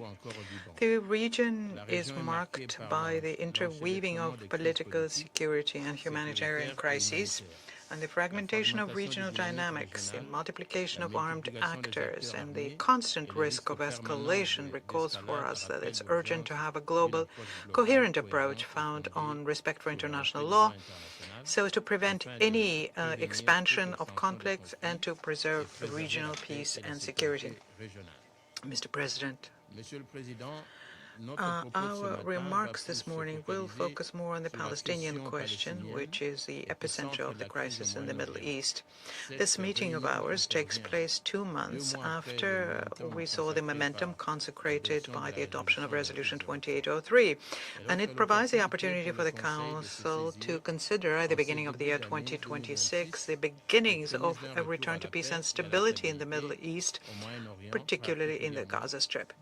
The Council has, through its Resolution 2803, proposed a framework for an inclusive transition in Gaza, which constitutes an important step forward. The credibility of the Security Council will depend on its effective and transparent implementation. From the outset, the Democratic Republic of the Congo would like to salute the leadership of the United States of America and the actions of Qatar, the Arab Republic of Egypt, and the Republic of Turkey in the conclusion of the comprehensive plan, which is aimed at ending the conflict in Gaza, particularly for the efforts undertaken towards obtaining a ceasefire between the parties to the conflict. This historic advance certainly gives rise to hope for a positive dynamic in favor of population trapped by the war, but also leads us to recall once again the need to give preeminence to restrained dialogue and diplomacy as solution to crises, even the most acute crises. Likewise, the situation in Gaza recalls for us that without real political will and without sincere commitment and engagement, no de-escalation or any peace can be envisioned. Mr. President, the Democratic Republic of the Congo notes with satisfaction the advances on the political and diplomatic level when it comes to trying to resolve the crisis in Gaza. We welcome in particular the recent appointment of the members of the Board of Peace and the National Committee for the Administration of Gaza. Nonetheless, we wish to draw the attention of the Council to the humanitarian situation in Gaza, which remains profoundly worrying. The protection of civilians, humanitarian personnel, and civilian infrastructure must remain an absolute priority in accordance with international humanitarian law. And despite a partial improvement in the delivery of aid, the needs there remain huge. The Democratic Republic of the Congo calls urgently for guaranteeing safe, rapid, and unimpeded humanitarian access, as well as greater financial support to sustain the United Nations humanitarian response. In this regard, we underline the need for having a constructive approach regarding the role played by the United Nations Relief and Works Agency for Palestine refugees in the Near East and the security guarantees that need to be granted to the United Nations personnel as they implement their mandate, in particular those involving the protection of vulnerable civilian populations. Mr. President, in conclusion, the members of the Council have a collective responsibility here to ensure compliance with the ceasefire and to make sure that it's transformed into lasting peace. They are called upon to remain united, vigilant, and engaged in order to accompany the parties towards real stability for the benefit of all of the peoples of the region. I thank you. I thank the representative of the Democratic Republic of the Congo for his statement. I now give the floor to the representative of Latvia. Thank you, Mr. President. I would like to thank Deputy Special Coordinator Mr. Ramiz Alakbarov for his briefing. Mr. President, there are prospects for stability in the Middle East. The terrorist networks of Hamas, Hezbollah, and the Houthis have been severely degraded. The failed Iranian regime has been weakened. And its nuclear program has been set back decisively. The collapse of the Assad regime has brought relief to millions of Syrians and contributed to the wider stability of the region. As a fragile ceasefire in Gaza continues to hold, we must collectively engage in its consolidation. We need to build on this progress to end the immense human suffering of the Palestinian people and to provide them with opportunities to secure their daily livelihoods, reconstruct infrastructure, and regain their dignity and future. The people of Israel have to be assured that they can live in peace, security, and without the daily threat of terrorism. At last, 843 days since October 7th, all of the hostages taken by Hamas are finally returned home. Our thoughts and prayers are with the Gwili family and all other families that endured this horror. Mr. President, Latvia supports the full implementation of President Trump's comprehensive plan to end the Gaza conflict. It must serve as a building block for broader stabilization in the Middle East. We welcome the launch of Phase 2 of the comprehensive plan, which has commenced with the announcement of the Executive Board, the National Committee for the Administration of Gaza. We also welcome the work of the Civil Military Coordination Center. Further on, it is imperative that Hamas disarms and relinquishes power. We look forward to the Board of Peace in its transitional administration capacity, as endorsed by the Security Council Resolution 2803, to provide strategic oversight of the implementation of the comprehensive plan and redevelopment of Gaza for the benefit of its people. We also await the International Stabilization Force to be generated and to fulfill its security role. Mr. President, with the transitional governing bodies taking up their duties, there is a pathway for tangible reconstruction and development, with drinking water and food, as well as hospitals and schools to be accessible to everyone throughout Gaza. The Palestinian Authority has to be assisted in building institutional capacities, implementing its reform agenda, and addressing security challenges. Mr. President, the past 2 years have confirmed that breaking the cycle of violence requires sustained investment in a viable political solution, a peace that addresses the security concerns and the legitimate aspirations of both Israelis and Palestinians. We should not lose sight of the objective of the two-state solution in accordance with international parameters as defined by Security Council resolutions and the New York Declaration endorsed last September. A just and lasting peace requires Gaza and the West Bank to be addressed as one unified entity. The unprecedented levels of violence, land confiscations, house demolitions, and settlement expansion that are emerging across the West Bank undermine international efforts aimed at achieving peace and stability in the region. We strongly oppose any steps towards territorial or demographic change in occupied Palestinian territories and urge Israel to halt its settlement policy in the West Bank. Mr. President, the ultimate value of any plan is determined not by its quality on paper, but by its effective and efficient execution in the real world. We commend the dedication and courage of humanitarian workers who, despite extremely difficult circumstances, have responded swiftly to the urgent needs of civilians in Gaza. The immediate flow of aid following the peace agreement last October provided a vital lifeline, and it should be continuously ensured without interruption or obstruction. Humanitarian needs remain immense and are further exacerbated by dire weather conditions, with most civilians still lacking access to shelter, clean water, and basic medical care. In this regard, the adoption of new registration requirements for international non-governmental organizations raises serious concerns about their potential impact on humanitarian assistance. Safeguarding and enabling predictable and non-discriminatory operating environment remains essential to ensure that this vital assistance can continue in line with international humanitarian and human rights law. We call on Israel to engage in meaningful dialogue with affected stakeholders. Mr. President, the situation in Iran has reached an alarming level of repression. The regime has killed thousands of innocent protesters. It continues to carry out mass repression and an attempt to silence protesters. Latvia stands in solidarity with the brave people of Iran. We demand an immediate end to the violent oppression of its people who are simply exercising their fundamental rights. Iran's ongoing support for armed proxies and its aggressive regional interventions undermine security and stability across the Middle East and beyond.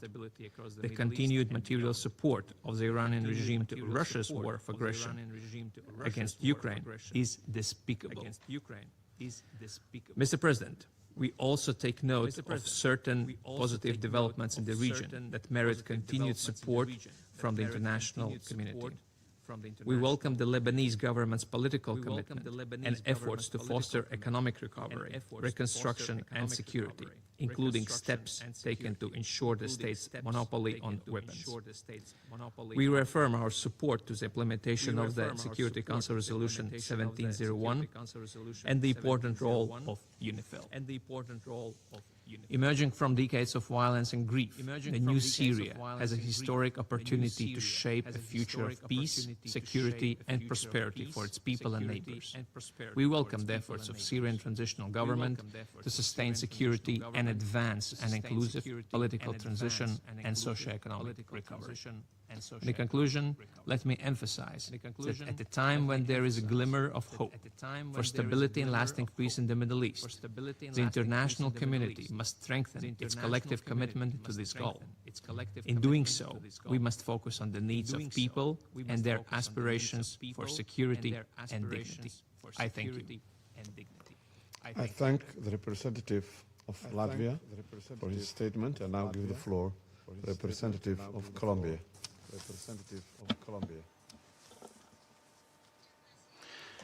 Thank you very much, Mr. President. Thank you for convening this open debate. I thank the Special Coordinator, Ramiz Alakbarov, for his briefing, and I greet the delegations participating in this meeting. As Colombia is taking the floor for the first time as a member of this Council in a meeting devoted to the question of Palestine, Colombia reiterates its solidarity with the Palestinian people and its commitment to the realization of their inalienable rights, including the right to self-determination. Mr. President, more than 3 months have gone by since the launch of the first phase of the peace plan for Gaza. While discussions of a second phase are being announced, repeated and increasingly serious violations of the ceasefire persist, as do restrictions on humanitarian access imposed by Israel. These 3 months have seen survivors of the genocide in Gaza face the total destruction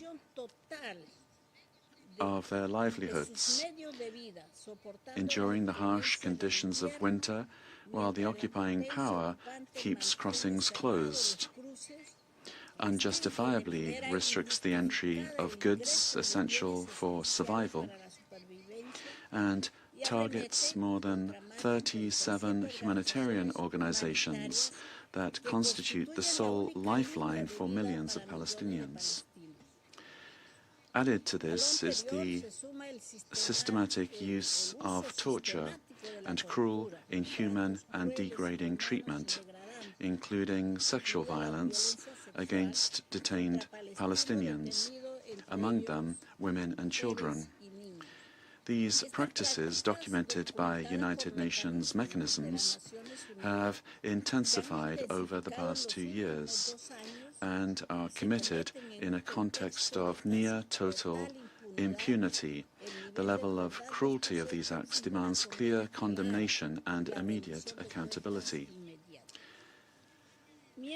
Meanwhile, the campaign of disinformation against the United Nations Relief and Works Agency for Palestine refugees in the Near East continues unabated.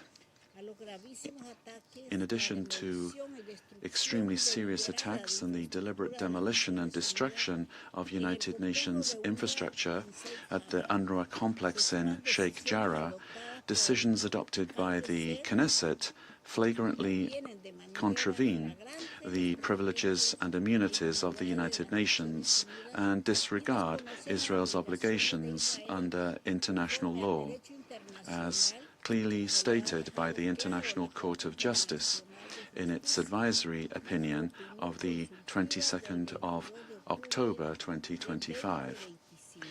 Mr. President, we must not lose sight of the fact that peace and stability can only be built on principles, on justice, on accountability, and full recognition of the inalienable right of the Palestinian people to self-determination.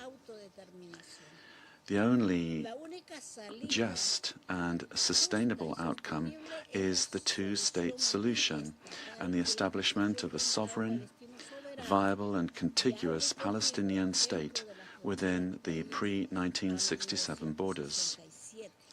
Under the current circumstances, this Council must be absolutely clear on the following. First, no armistice line may be interpreted as a redefinition of internationally recognized borders, and the annexation of territory, whether in Gaza or in the West Bank, is unacceptable.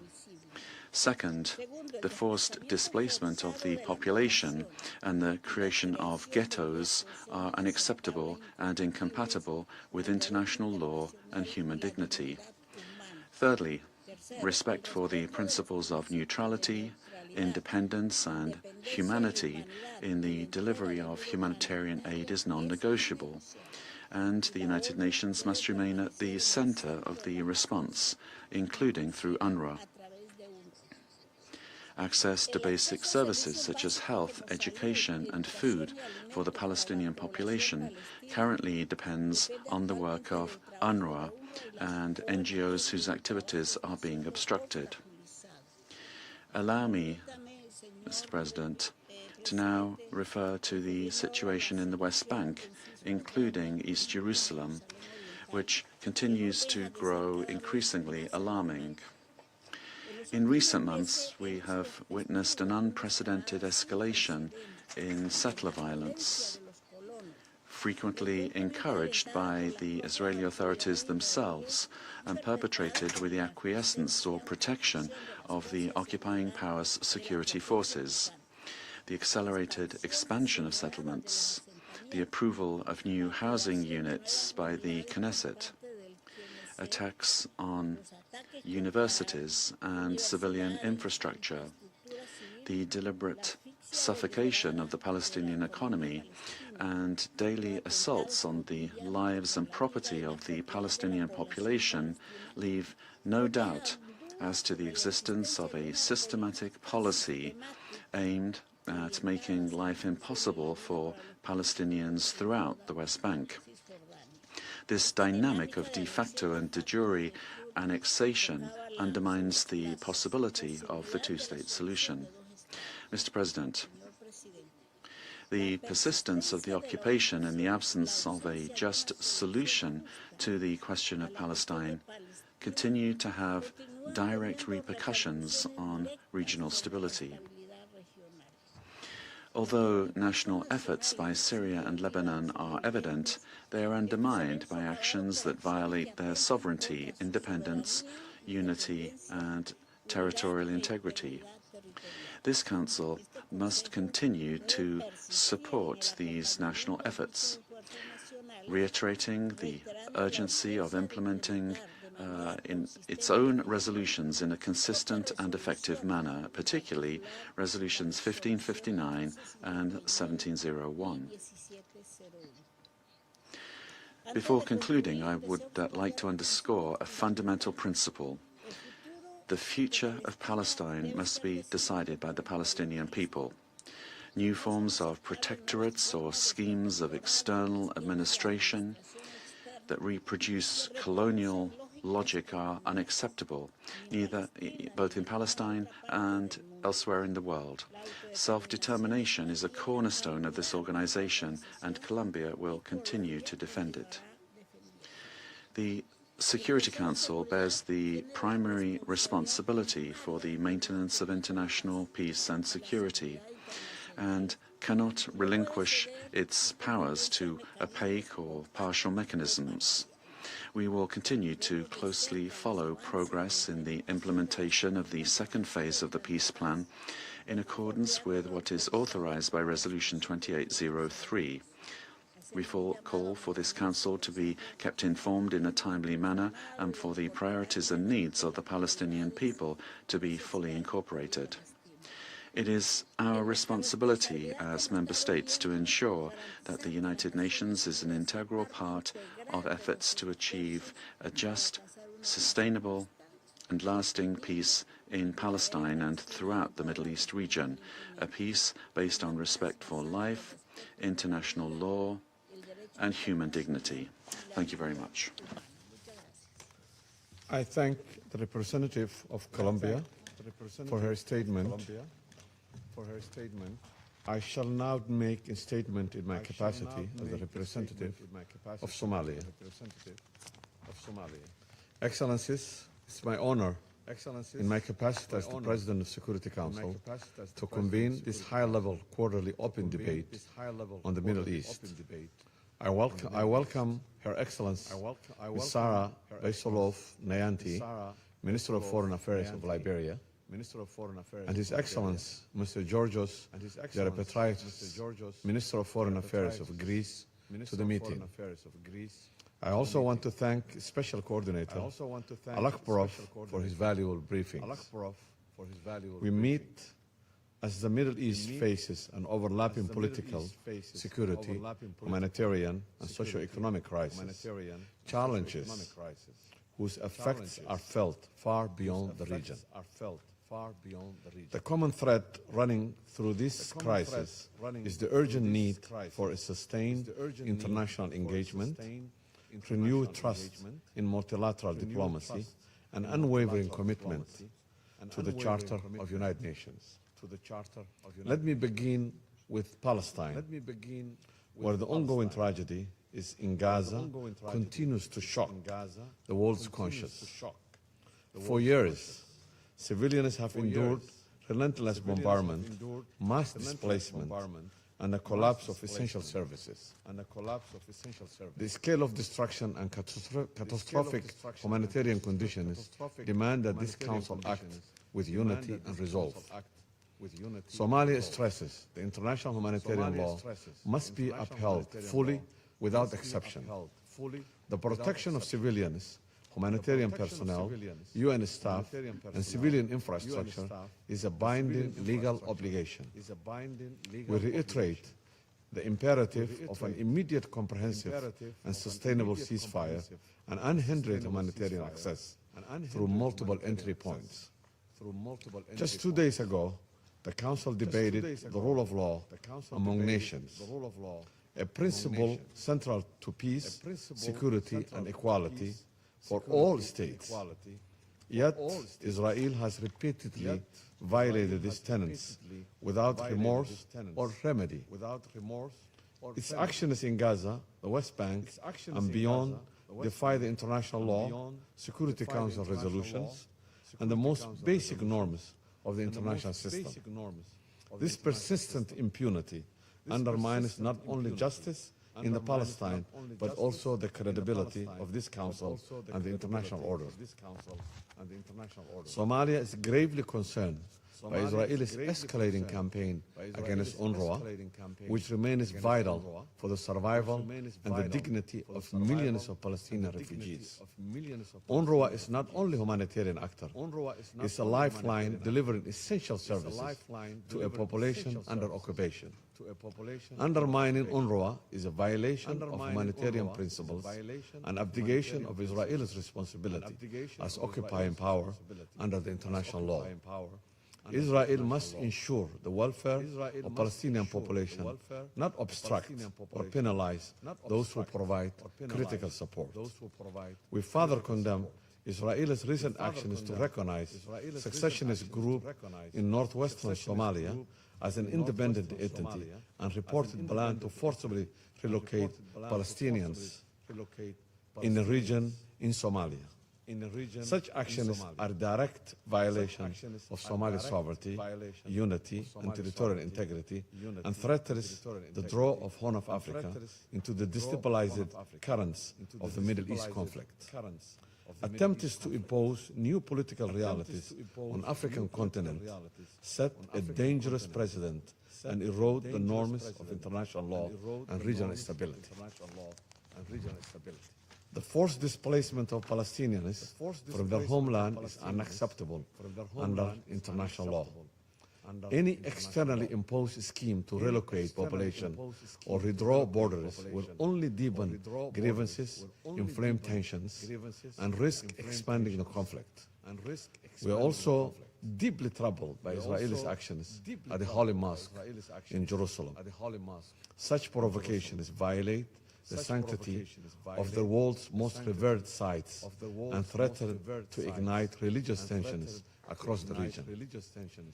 Respect for religious sites is a fundamental obligation, and all parties must refrain from actions or rhetoric that endanger these sacred places and fragile coexistence they symbolize. The future of Gaza and the West Bank must be shaped by Palestinians themselves, restoring their political and territorial unity. Somalia reaffirms the two-state solution grounded in the relevant UN resolutions and the Arab Peace Initiative and the New York Declaration remains the only credible framework for peace, justice, and security for Palestinians and Israelis. Turning to Lebanon, the situation along the Blue Line remains deeply concerning. Israel's violation of 1701 are a serious concern, and cross-border exchange and a constant risk of miscalculation threaten to drag the region into wider conflict. Somalia emphasizes the UNIFIL safety and freedom of movement must be respected at all times. The stability, sovereignty, and territorial integrity of Lebanon are essential for regional equilibrium. In Syria, the consequences of conflict remain acute. The country faces political stagnation, humanitarian distress, and ongoing instability. Any unilateral measures or externally driven arrangement risk undermining Syria's unity and sovereignty, and humanitarian access must be safe, principled, and predictable. Resolution 2254 remains the only international agreed framework for the lasting settlement. We urge renewed commitment to Syrian-owned process that advance national reconciliation and safe voluntary return of the refugees. Repeated Israeli strikes inside Syria, which escalate tensions, must cease in line with international law. In Yemen, the reopening of Aden Airport, stabilization in parts of the south have improved access, but shifting control and continued detention of UN and humanitarian staff in the north are unacceptable and must end.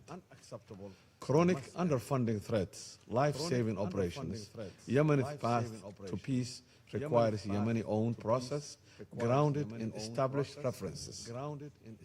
Stability comes when all parties honor their commitment and ensure weapons remain under state control. We reject against any attack on Yemeni sovereignty, territorial integrity, national unity, and independence. Regional dynamics involving Iran remain worrisome. Rising tensions across the maritime area, the land domains risk miscalculation and expanding conflict. Somalia underscores the urgent need for restraint, de-escalation, and respect for sovereignty. Structured regional dialogue grounded in non-interference and mutual respect is essential to stability. Across all these crises, one truth stands out. The Middle East challenges are deeply interconnected, and the common denominator is clear. Lasting peace and stability can only be achieved when all parties respect international law, uphold the responsibility, and embrace dialogue over confrontation. Fragmented responses will not yield sustainable solutions. Somalia urges coherent, principled engagement from this Council and renewed investment in political processes that put the aspirations and the dignity of the region's people at their core. In that context, the late U.S. President Jimmy Carter's commitment to peace shaped the region, notably through the Camp David Accord, and a breakthrough that proved dialogue and respect for agreement can replace conflict. I close excerpts from his book, Palestine, Peace, Not Apartheid.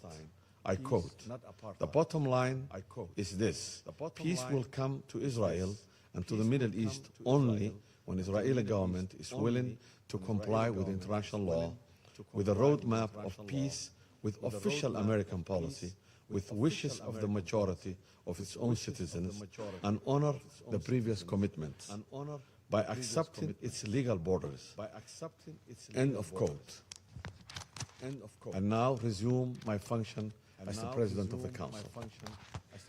I wish to remind all speakers to limit their statements to no more than 3 minutes in order to enable the Council to carry out its work expeditiously. The flashing light on the microphone will prompt speakers to bring their remarks to a close after 3 minutes. I now give the floor to the representative of Hashemite Kingdom of Jordan. Thank you, Mr. President. At the outset, I would like to thank you for convening this important meeting, and I also thank the Deputy UN Special Coordinator for the peace process, Mr. Ramiz Alakbarov, for his valuable briefing.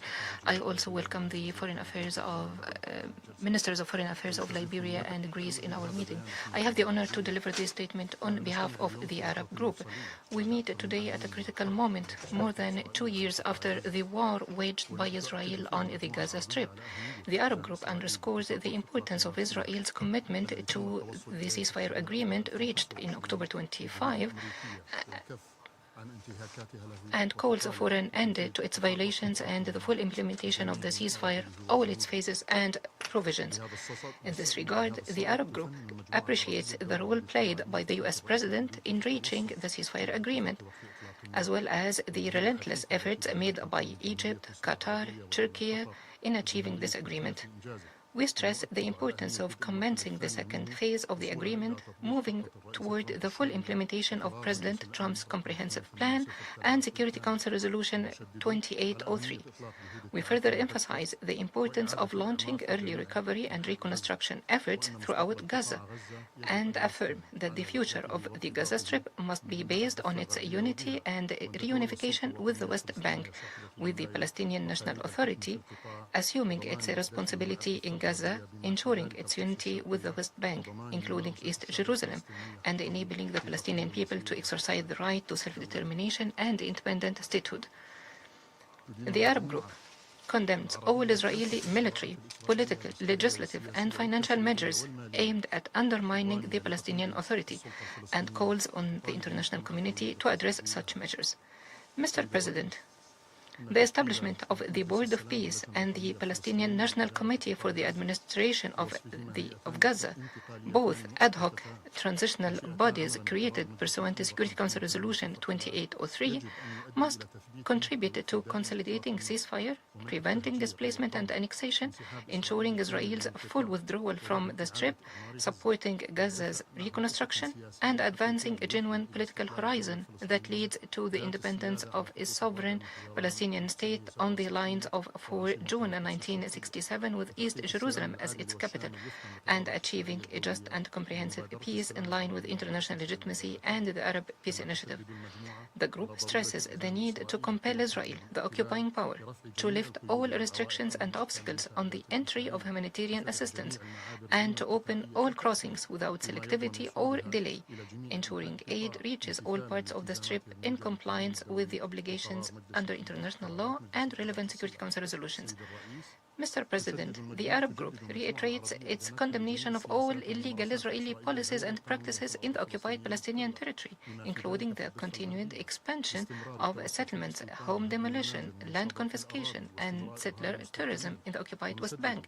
We emphasize that Israel has no sovereignty over the occupied West Bank or any part of the occupied Palestinian territory. In this regard, the group values and commends the reaffirmation by the U.S. President that Israel must not annex the West Bank. The group also welcomes the adoption by the General Assembly of its resolution endorsing the New York Declaration on the Palestinian statehood and the implementation of the two-state solution issued by the International Conference on Peaceful Resolution of the Palestinian Question, co-chaired by Saudi Arabia and France. The group further stresses that East Jerusalem is an integral part of the occupied Palestinian territory and that Israel has no sovereignty over it. We emphasize the need for Israel to respect the historical and legal status quo at the Islamic and Christian holy sites. We affirm that the Jordanian Department of Jerusalem Awqaf and Al-Aqsa Mosque Affairs of the Jordanian Ministry of Awqaf, Islamic Affairs and Holy Sites is the sole legal authority with exclusive prerogatives to administer all affairs of Al-Haram Al-Sharif, including access under the Hashemite custodianship of the holy sites. The Arab group also stresses the important role of the Jerusalem Committee and the Bayt Mal Al-Quds Al-Sharif Agency and supports all the committee's efforts. Mr. President, the Arab Group reaffirms the indispensable role of UNRWA in providing essential services to over 5.5 million refugees across its areas of operation, pursuant to its UN mandate.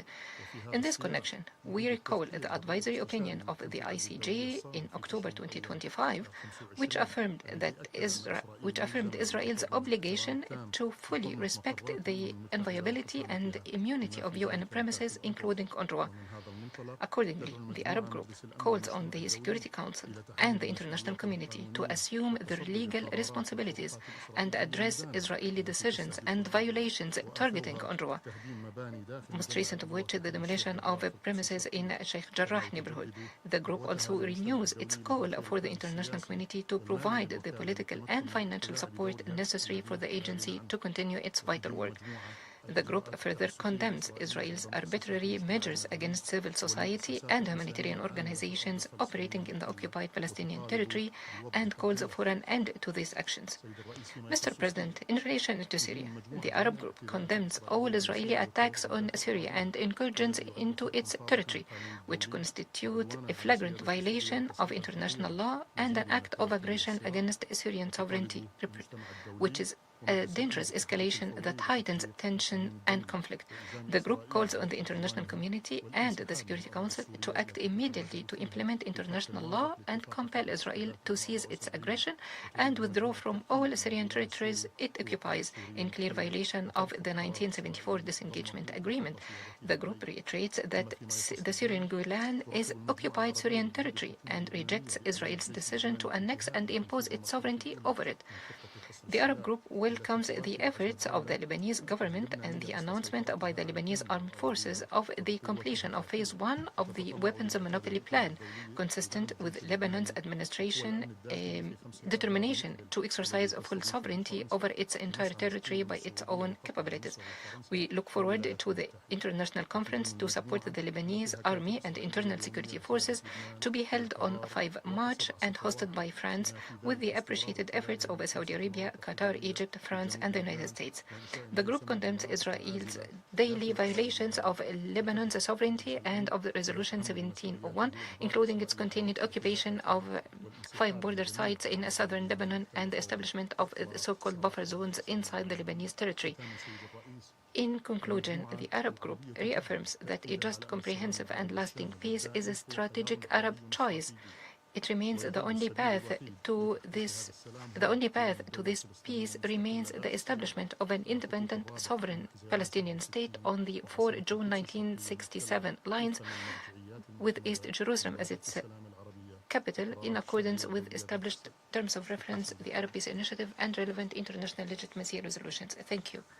Jordan for his statement. And now give the floor to the representative of Philippines. Thank you, Mr. President. Since 1947, the question of Palestine has remained on the United Nations agenda, making it the longest-running issue before this organization. It is not merely a territorial dispute, but a defining political and moral issue whose resolution remains essential to peace and stability in the Middle East. The Philippines welcomes the cessation of hostilities in Gaza and the progress achieved under the comprehensive plan endorsed by the Security Council in Resolution 2803. After 2 years of devastating conflict and immense civilian suffering, the ceasefire offers an opportunity to stabilize a situation that has long threatened international peace and security.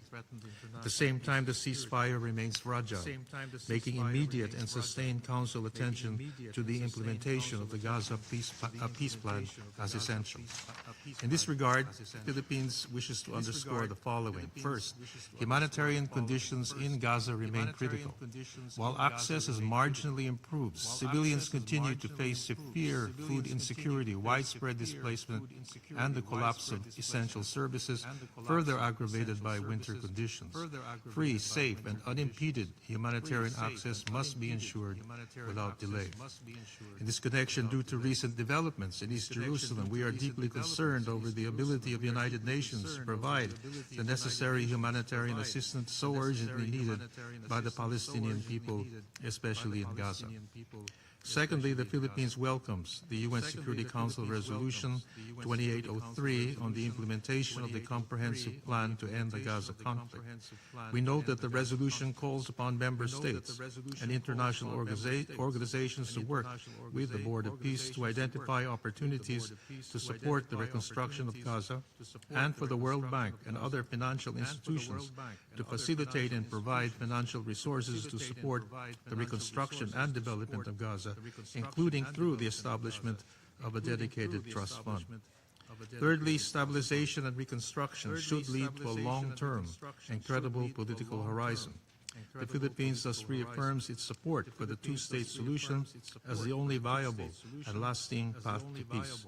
We support renewed diplomatic efforts, including the New York Declaration and the Global Alliance, to advance lasting peace in the Middle East.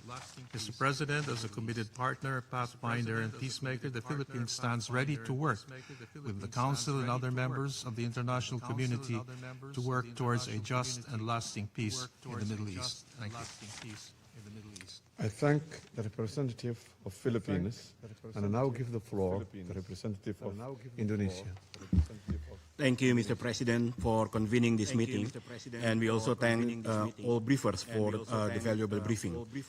Indonesia aligns ourselves with the statements to be delivered on behalf of the OIC, the Non-Aligned Movement, the Committee on the Exercise of the Inalienable Rights of the Palestinian People, and the core group of the Shared Commitment of UNRWA. In my national capacity, allow me to make the following statement. Indonesia reiterates our unwavering commitment to a just, lasting, and comprehensive peace in the Middle East, with the peaceful resolution of the question of Palestine at the center. While collective support for the peaceful resolution continues to grow, the reality on the ground stands in painful contrast. We deplore ongoing violence in Gaza and the West Bank, including East Jerusalem, that undermines prospects for peace. We all understand that violence will only beget more violence. It is therefore our collective duty to take decisive action to end this catastrophe, ensuring the two states can live side by side in peace and security within their own sovereign and independent territories in accordance with internationally agreed parameters and relevant UN resolutions. To this end, Indonesia underscores three urgent priorities. First, any peace plan should aim towards a peaceful, just, and lasting solution. The effectiveness of the second phase of the comprehensive peace plan must be ensured to bring humanitarian assistance on the ground. Indonesia welcomes the establishment of the National Committee for the Administration of Gaza, and our decision to join the Board of Peace with other countries of the Group of Eight is based on our clear commitment to preserving the two-state solution and continue to be guided by Security Council Resolution 2803. This leads me to my second point, preserving the centrality of the Security Council. As the custodian of international peace and security, the responsibility to advance and safeguard an effective peace process remains with this Council. The Council must remain seized to ensure that all efforts and processes remain anchored in UN Charter and international law. This requires the Council to exert its leadership through consistent monitoring for compliance and ensuring UN agencies and UN-led humanitarian efforts serve as an integral part of the peace process. Third, protection of civilians, cessation of violence, and unimpeded humanitarian access are prerequisites for credible political horizons. These are not optional, these are legal obligations. We are therefore gravely concerned on the continued attacks on UNRWA, a blatant violation of international law, including the Convention of Privileges and Immunities of the UN and the ICJ advisory opinion in October 2025, which will deprive millions of civilians of much-needed life-saving assistance. This Council must be able to move beyond condemnation and rise to its responsibilities to halt all violence and violations of international law, to bring a genuine political momentum and create a just and lasting peace. Mr. President, Indonesia continues to reaffirm our principled position that the entire peace process must lead to end illegal occupation of the Palestinian territory and achieving the two-state solution. This is key to lasting peace in the Middle East. The international community must act with unity, resolve, and moral clarity to ensure that peace, justice, dignity, and humanity prevail. Thank you. I thank the representative of Indonesia for his statement. There is still a number of speakers remaining on the list for this meeting. I intend, with the concurrence of the members of the Council, to suspend the meeting until 3 p.m. today. The meeting is suspended.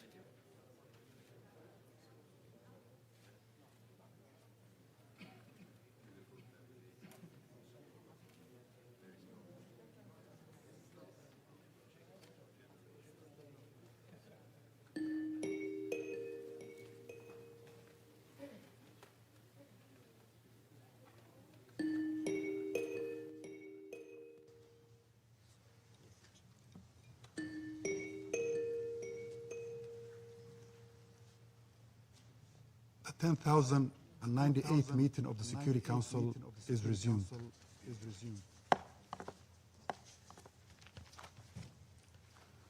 I wish to remind all speakers to limit their statements to no more than 3 minutes in order to enable the Council to carry out its work expeditiously. The flashing light on the microphone will prompt speakers to bring their remarks to a close after 3 minutes. I now give the floor to the representative of Austria. Thank you, Mr. President.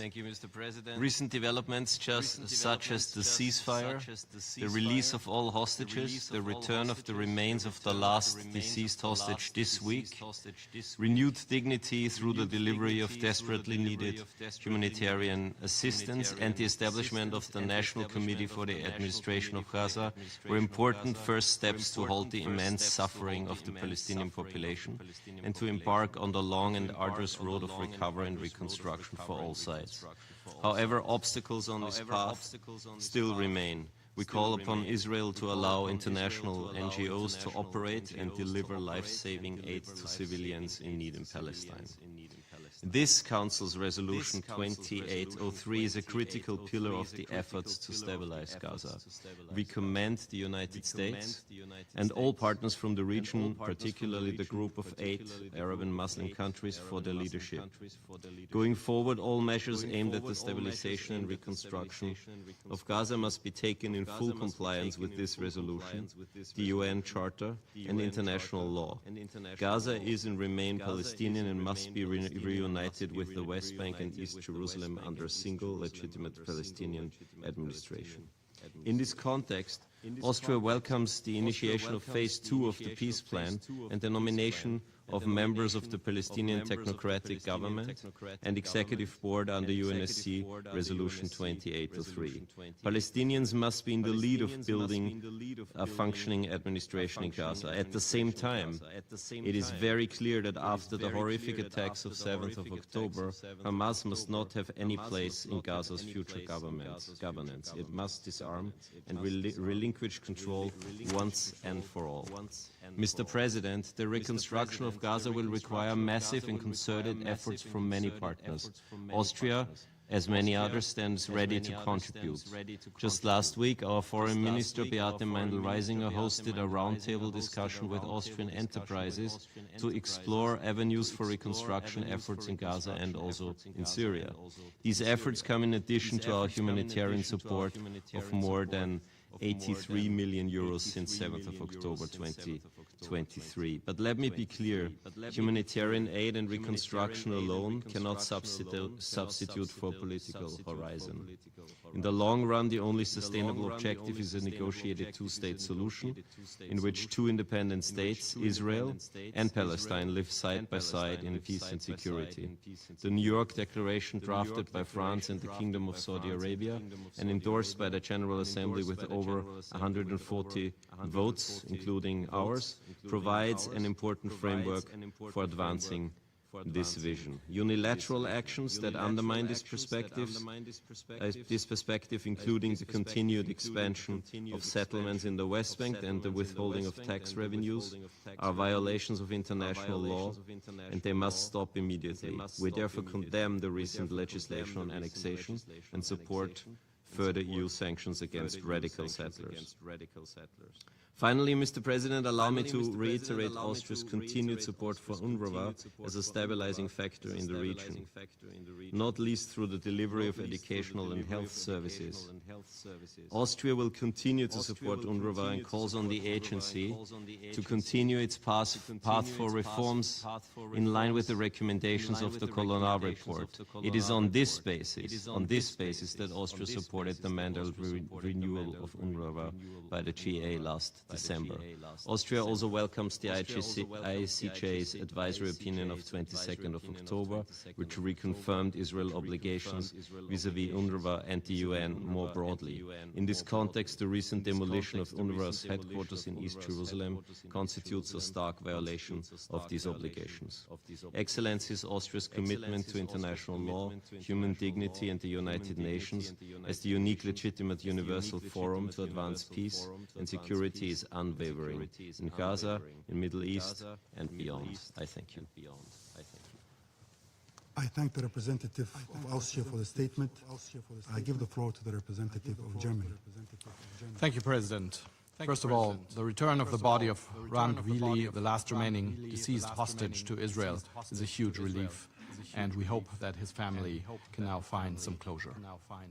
Mr. President, colleagues, we must now continue to work towards a durable peace in Gaza and the region, and I would like to make 4 points on the way ahead. First, Germany welcomes the start of the second phase of the Gaza peace plan and the establishment of the transitional authorities for Gaza.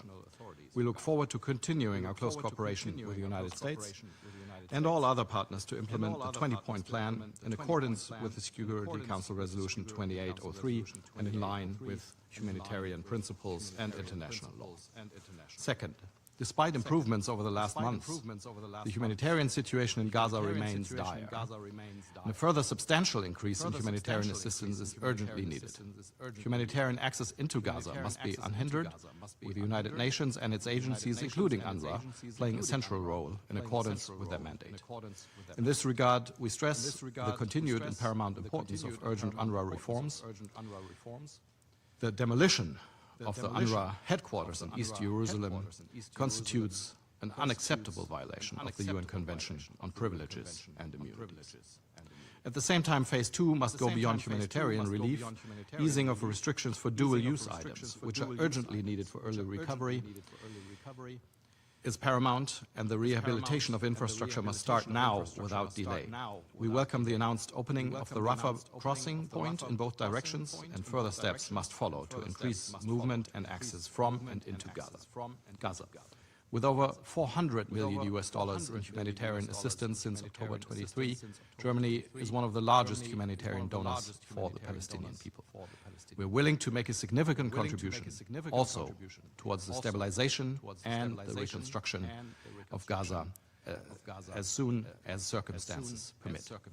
Third, Hamas must disarm now and allow for peaceful transition, with the Palestinian Authority ultimately assuming control over Gaza.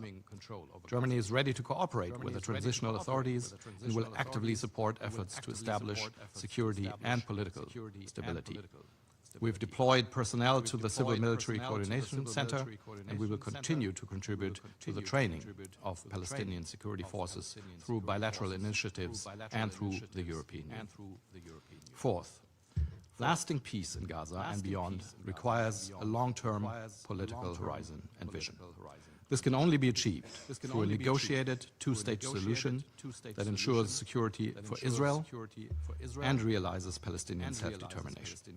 A strong and reformed Palestinian Authority is essential, and Germany is the largest bilateral donor to the PA, with commitments exceeding $1 billion.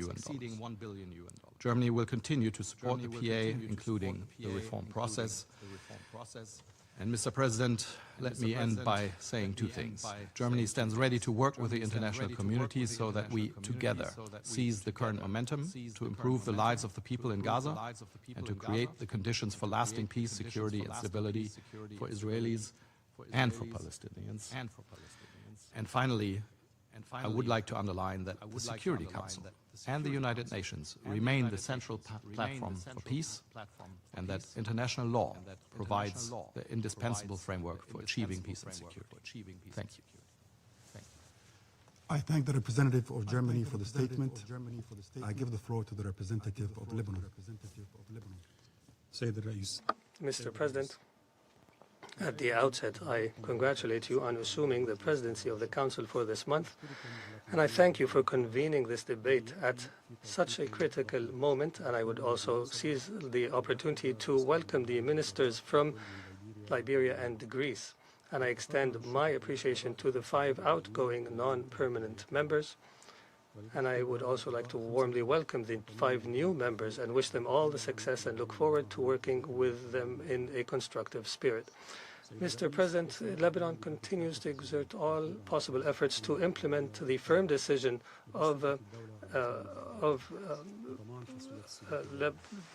the government throughout all the territory of Lebanon in accordance with the Taif Agreement, the Security Council Resolution 1701, and the cessation of hostilities announcement. And we continue to fulfill our national and international obligations and affirm our determination to continue the necessary reforms. We are also working to strengthen the deployment of the Lebanese armed forces throughout the country. As is well known, the Lebanese armed forces plan to ensure exclusive control of weapons, and this has entered an advanced stage. After successfully completing the first phase on the ground, the armed forces have now operational control south of the Litani River, expanding our presence and securing vital areas with the exception of territories and positions that are still occupied by Israel. And in this regard, we look ahead to the support conference for the Lebanese Army and security forces to be held in Paris on the 5th of March 2026. We reiterate our gratitude to France for hosting the conference and to the members of the quintet, the United States, the Kingdom of Saudi Arabia, Qatar, Egypt, and naturally France for the continued support. Mr. President, Lebanon has chosen the path of negotiation, and we continue to engage with the established coordination mechanism. Israel, however, persists in a policy of systematic aggression, launching airstrikes on populated Lebanese villages and directly targeting civilians. This behavior clearly demonstrates Israel's refusal to uphold its obligations. The continued occupation, along with the attacks and violations, will not serve Israel's security nor contribute to regional peace and stability.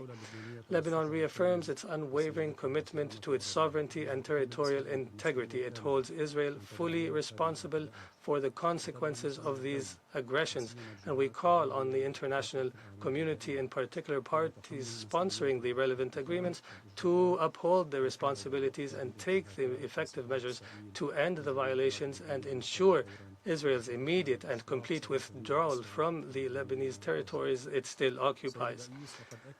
Mr. President, during his visit to Lebanon earlier this month, the USG for Peace Operations, Mr. Jean-Pierre Lacroix, confirmed that cooperation between the UNIFIL and the Lebanese armed forces is solid and in great condition. Lebanon looks forward to the options that the Secretary General will present regarding the post-mandate phase of UNIFIL, while underscoring the importance of maintaining an international presence under UN auspices in a manner that will bolster stability in the south and across the region. Mr. President, Lebanon continues to engage with Syria constructively on the basis of mutual respect for sovereignty and independence and the principle of non-interference. Lebanon reiterates its commitment to establishing the best possible relations with Syria. Mr. President, the Lebanese decisions related to political, economic, and social reforms and related to the exclusive authority of state over arms and a dignified and secure life for all citizens are firm and irreversible decisions. Today, Lebanon is more determined than ever to advance on the sovereignty and reform-oriented path. We will not allow ourselves to be drawn into any conflict, neither on our territory nor from territories nearby. Thank you, Mr. President. I give the floor to the representative of Qatar. Mr. President, we thank you for convening this debate, and we thank the Deputy Special Coordinator for the Middle East process, and we align with the statements on behalf of the Arab Group, the Islamic Group, and the Non-Aligned Movement. We meet today as efforts continue for the implementation of the ceasefire in Gaza, which is based on the U.S. President Donald Trump's plan to end the war. The efforts continue after 2 years of joint mediation efforts, despite challenges undertaken by the State of Qatar, the Arab Republic of Egypt, the U.S., and the Republic of Turkey. The start of the second phase of this agreement has been announced, and Qatar hopes that this implementation will contribute to consolidating the calm and addressing the humanitarian situation. Qatar, together with the 8 Arab and Islamic countries that participated in the multilateral summit with the U.S. President, has announced its decision to join the Peace Board, reaffirming its support for the implementation of the Council's mandate as an interim mechanism the board's mandate as an interim mechanism established under the comprehensive plan and endorsed by Council Resolution 2803. The effort seeks to consolidate a permanent ceasefire, facilitate reconstruction, and advance towards a just and lasting peace in accordance with international law. Qatar has also, along with the mediators, welcomed the establishment of the technocratic government in Gaza, and we hope that this will pave the way to success during the second phase. And the State of Qatar continues through its representative on the Executive Council for Gaza to contribute to establishing good governance and reconstruction in the Gaza Strip. And we have also pursued continued humanitarian efforts, including delivering shipments of food and medication through the Qatari Committee for the Reconstruction of Gaza. Mr. President, Qatar emphasized that the implementation of Resolution 2803 must ensure a comprehensive and sustainable ceasefire and must ensure as well humanitarian access without restrictions and the reconstruction and the full Israel withdrawal and the non-displacement of the Palestinian people. There is also an urgent need to accelerate early recovery efforts and lift all restrictions on the distribution of basic necessities and materials and the opening of the Rafah crossing border as per the comprehensive plan. And while there is no alternative to the effective implementation of the agreement, Qatar firmly condemns the Israeli occupation's attacks on the Gaza Strip, and it's a serious escalation that threatens to undermine the agreement. Mr. President, on Syria, Qatar welcomes the agreement for the ceasefire and welcomes the efforts to integrate the Syrian democratic forces on the road to building a law-based state. And Qatar commends the efforts of the U.S. in this regard and welcomes the lifting of sanctions under the Caesar Act, and we condemn the Israeli attacks that violate Syrian sovereignty. Qatar likewise reaffirms its support for the sovereignty and territorial integrity of the Lebanese Republic, and we condemn the Israeli airstrike against the Ain al-Halwa camp for Palestinian refugees, which is an attack against unarmed Palestinians and a violation of Lebanon's sovereignty and international law. In conclusion, Mr. President, Qatar will continue its efforts with partners to strengthen security and stability in the region, and we continue our commitment to support the brotherly people of Palestine until they restore their legitimate rights, foremost among which are the right to self-determination, the end of occupation, an end to settlement activities, and the establishment of an independent, sovereign, viable Palestinian state on the 1967 borders with East Jerusalem as its capital, as per the two-state solution. Thank you, Mr. President. I give the floor to the representative of Egypt. Mr. President, the Arab Republic of Egypt congratulates the sisterly Federal Republic of Somalia for its commendable efforts in presiding over the Council this month. Mr. President, Egypt stresses that the current phase in the Middle East requires addressing our challenges. We must move from merely managing or containing crises to achieving a comprehensive and sustainable settlement. This settlement must rest on solid foundations that address the roots of conflicts in a fair and practical manner and that put an end to the occupation of Palestinian territory. In light of the above, Egypt hosted the Sharm el-Sheikh Peace Summit in October 2025. This summit was a decisive step to turn the page on a painful war from which no one emerged victorious. The summit ushered in a new chapter reflecting the collective will of the international community to achieve a just peace and lasting stability in the Middle East, while rejecting any ideas aimed at displacing Palestinians from their land or dividing the Gaza Strip or separating it from the West Bank. Israel is to withdraw from the Gaza Strip in implementation of the second phase of President Trump's plan. In this context, Egypt expresses its deepest appreciation for the efforts of the United States under the leadership of President Trump to end the war in Gaza. We call for continued active U.S. engagement in implementing the phases of President Trump's peace plan for Gaza. We also express appreciation to the partners and all parties supporting the implementation of the agreement to end the war. It is imperative to faithfully implement what was agreed at the Sharm el-Sheikh Peace Summit and in Security Council Resolution 2803. We call on all parties to uphold their commitments regarding the ceasefire arrangements. We also call for facilitating safe and full access to humanitarian assistance and for intensifying efforts for early recovery and reconstruction of the Gaza Strip.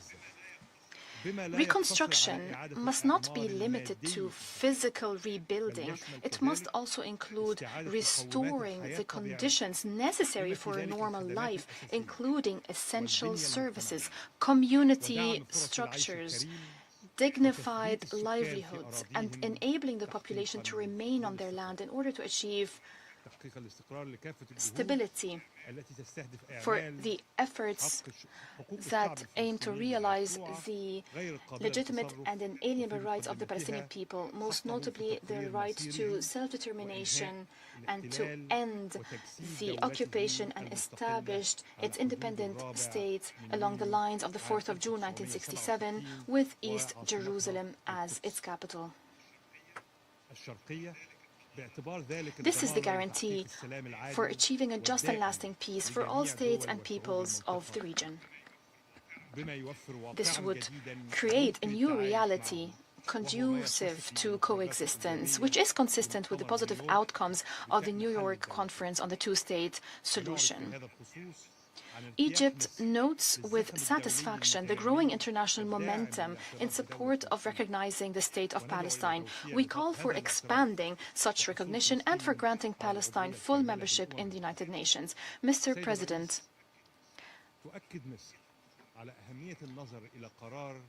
Egypt stresses that it is important to view Security Council Resolution 2803 and other Security Council and the General Assembly resolutions on the Palestinian question, especially Resolution 2334 of 2016.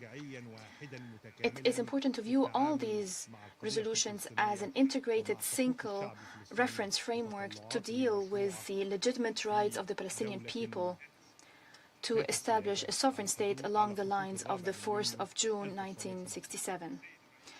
Mr. President, the humanitarian situation in the occupied Palestinian territory remains extremely grave, owing to Israel's persistent violations of international law, international humanitarian law, and Security Council resolutions, especially Resolution 2334 of 2016. From this rostrum, Egypt condemns all Israeli practices related to continued settlement expansion. We condemn increasing settler violence, military incursions, home demolitions, threatening or forcibly displacing Palestinian civilians from their land. We also condemn deliberate restrictions on humanitarian organizations, civil society, especially UNRWA, which remains a lifeline and a source of hope for millions of Palestinians. Against this background, we call on Israel to immediately cease all systematic attacks against Palestinians throughout the occupied Palestinian territory. Israel must fulfill its international obligations and facilitate the safe and sustained delivery of humanitarian assistance. Israel must also refrain from politicizing humanitarian action or instrumentalizing it for leverage. It must respect the mandate, privileges, and immunities of UNRWA, and it must ensure the agency's ability to carry out its tasks. In conclusion, Mr. President,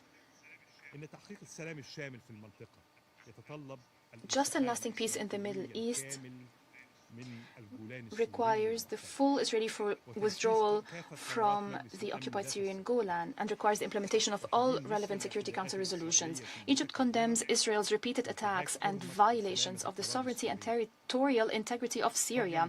We also condemn Israel's ongoing violations of the cessation of hostilities arrangement in brotherly Lebanon, including occupying border posts and establishing buffer zones inside Lebanese territory in flagrant violation of Resolution 1701.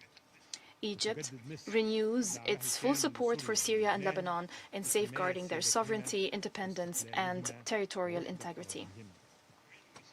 Egypt reaffirms that a just and lasting peace in the Middle East cannot be achieved through the imposition of fait accompli.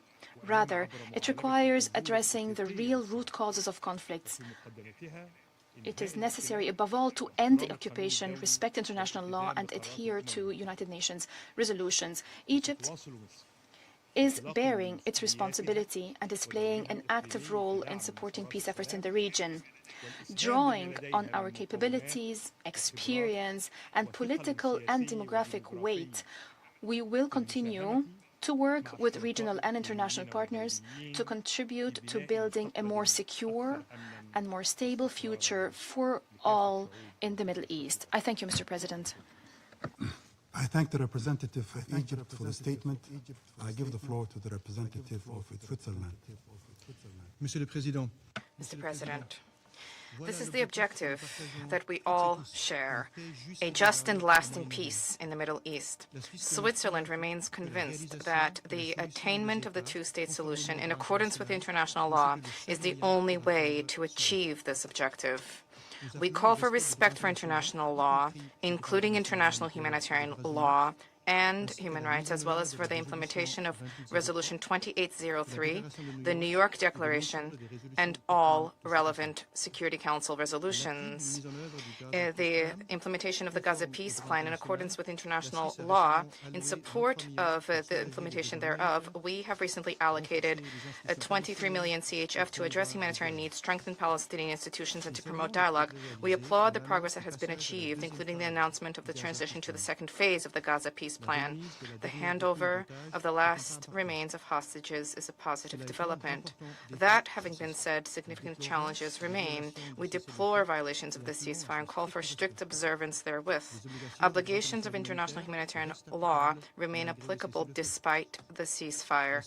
Switzerland recalls the obligation incumbent upon all parties to authorize and to facilitate safe, rapid, and unimpeded humanitarian access for all persons in need.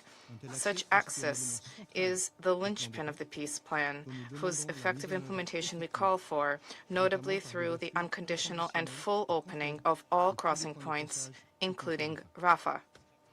We call upon Israel to respect its obligations as an occupying power, as set out in the advisory opinion of the ICJ, dating 22 October 2025. Israel must lift all restrictions imposed on humanitarian partners, including the UN, international NGOs, and civil society organizations. This includes the re-registration of international NGOs. We reiterate the obligation to ensure the protection of humanitarian and United Nations personnel, including local staff, as well as their facilities. We condemn the recent actions undertaken by Israel against UNRWA. The demolition of its headquarters in East Jerusalem constitutes a violation of international law, in particular of the Convention on the Privileges and Immunities of the United Nations. We are also deeply concerned by the resurgence of violence in the West Bank. perpetrated by Israeli security forces and settlers, as well as by the demolition of buildings and forced displacements. These acts of violence and destabilizing activities must cease immediately and must be subject to independent investigations. Switzerland recalls that the occupation, including the settlements, is illegal and must come to an end. Mr. President, Switzerland calls upon the Iranian authorities to immediately put an end to violence against demonstrators and to guarantee their human rights and fundamental freedoms. Switzerland is also deeply concerned by the persistent violence in Yemen, Syria, and Lebanon. Only an approach rooted in dialogue and respect for international law can lead to a lasting resolution of disputes. It is critical to work jointly within tried and tested multilateral frameworks in order to advance peace, stability, and security. Our good offices remain available. Thank you. I thank the representative of Switzerland for the statement. I now give the floor to the representative of Portugal. Thank you, Mr. President. Portugal aligns itself with the statements that will be delivered by the European Union and the core group of the UNRWA shared commitments. We would like to add the following remarks in our national capacity. We welcome the launch of the Phase 2 of the comprehensive plan to end the Gaza conflict, and we thank all those involved, especially the United States of America, Egypt, Qatar, and Turkey. We stress that the UN and all its agencies, as well as international NGOs, must continue to fulfill their roles in this new phase. We also welcome the announcement of the limited reopening of the Rafah crossing in both directions and reiterate our call for a full-fledged reopening, allowing for humanitarian aid at scale. Besides reconstruction efforts, aid should allow for immediate relief in terms of decent housing and access to energy, as the humanitarian situation in Gaza remains grievous. Furthermore, the Palestinian Authority should be involved in the administration of the Strip in preparation for its return. We remain concerned with developments in the West Bank, including East Jerusalem and its holy sites. We are particularly concerned with settlement expansion, settler violence and attacks against UNRWA, most recently the demolition of its headquarters in East Jerusalem, all of which are illegal under international law, as recalled in the latest ICJ advisory opinion.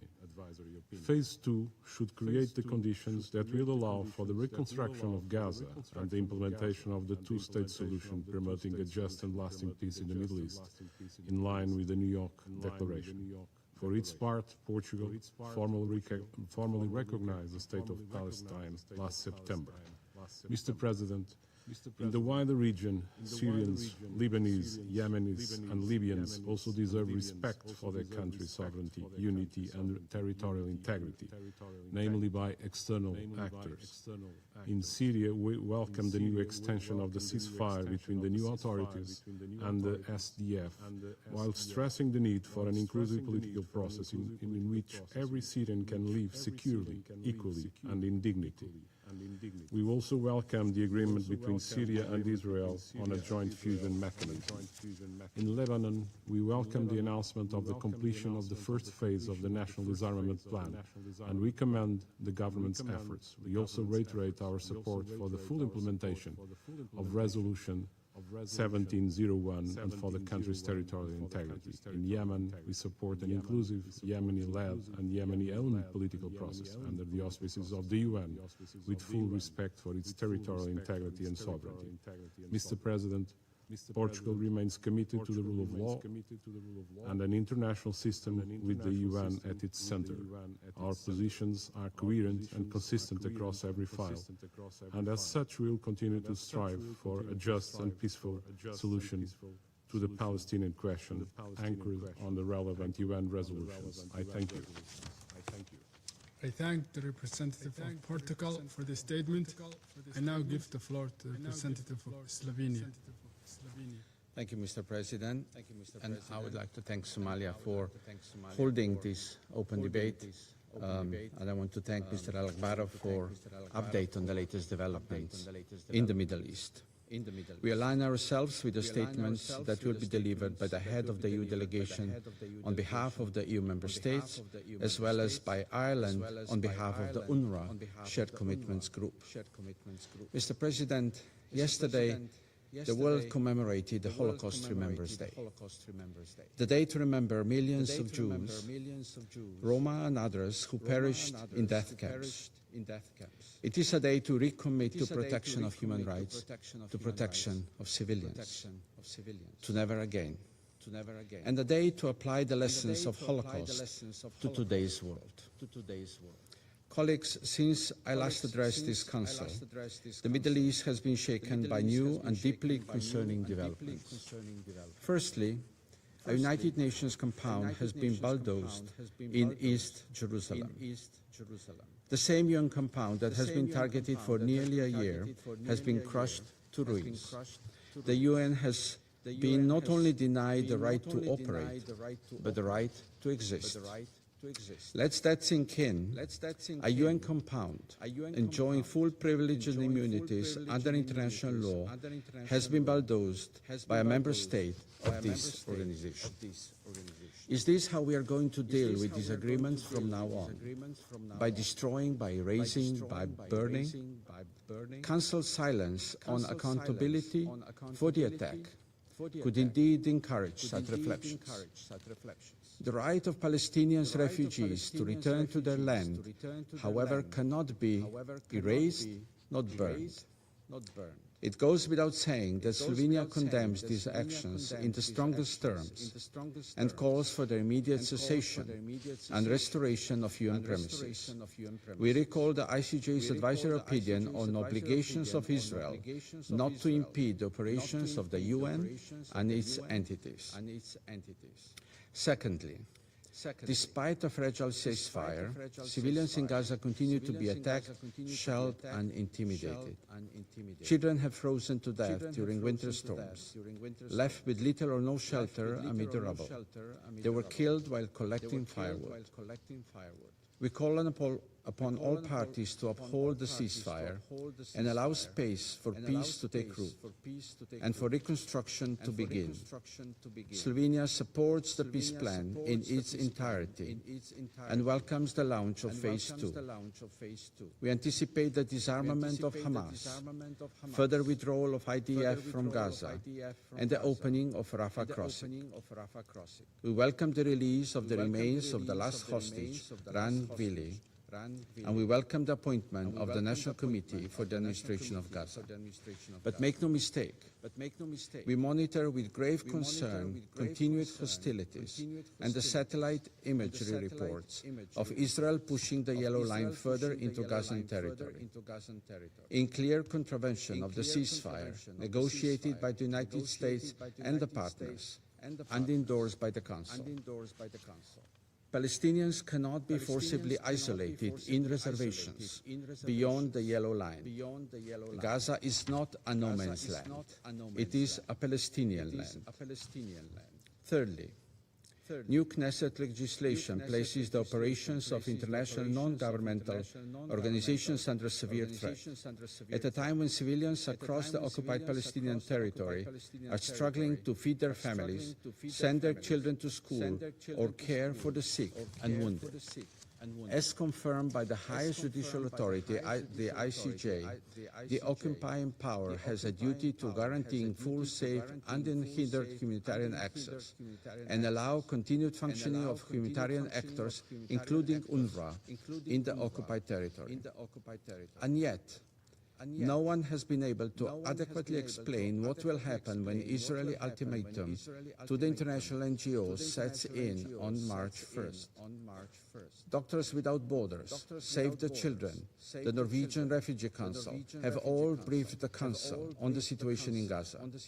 And yet, they and others may be soon forced to close their activities in OTP. Their only crime is helping Palestinian civilians, the same as Dr. Hussam Abu-Safia's and so many other health workers' crime was being a doctor and helping those in need. In words of Deputy Special Coordinator Alakbarov this morning, banning these international NGOs will have a significant impact on the humanitarian response across the OPT. Who will feed and protect the children of Jenin, evicted from the refugee camp a year ago? Who will perform life-saving amputations for the victims of the Gaza war in Al-Rima? Who will provide shelter to the people of Ras Ain al-Awiya when Israel settlers bulldoze their olive trees again? Is the Council going to watch in silence as tragedy of Gaza extends to the West Bank? Colleagues, the three topics should not be just discussed in this chamber. They are call for action of this Council. The Council's primary responsibility for international peace and security is neither a right nor a privilege. It is an obligation and reflection of the trust that all UN members have placed in it. Members of this Council should have this in mind when returning to this chamber. The world is watching and the history will be judging. I thank you. I thank the representative of Slovenia for this statement. I now give the floor to the representative of Spain. Mr. President, Spain aligns itself with the statement issued by the European Union and with the statement issued by the call group on shared commitments on UNRWA. I'm grateful for the opportunity to address this Council to reaffirm Spain's staunch commitment to international efforts to achieve the restoration of peace and stability in the Middle East, and to underscore the centrality of the universal principles of the UN Charter, of international law, and of the relevant resolutions of this Security Council on the matter. With the above in mind, we welcome the announcement of the launch of the second phase of the Comprehensive Peace Plan supported by Resolution 2803 of the United Nations Security Council. Its goal is to, alongside the New York Declaration on the implementation of the two-state solution, to put an end to the conflict between Israel and Palestine. We trust that the appointment of a national committee for the administration of the Gaza Strip will contribute to stability and lay the foundations for the restoration of the unity of the Palestinian state under one single authority. Spain reaffirms its staunch support to the Palestinian National Authority and reaffirms the crucial role and vital role it must play in this transitional phase. We reiterate our appeal for the rapid entry of crucial humanitarian aid at scale in accordance with IHL in order to alleviate the humanitarian catastrophe devastating the Strip.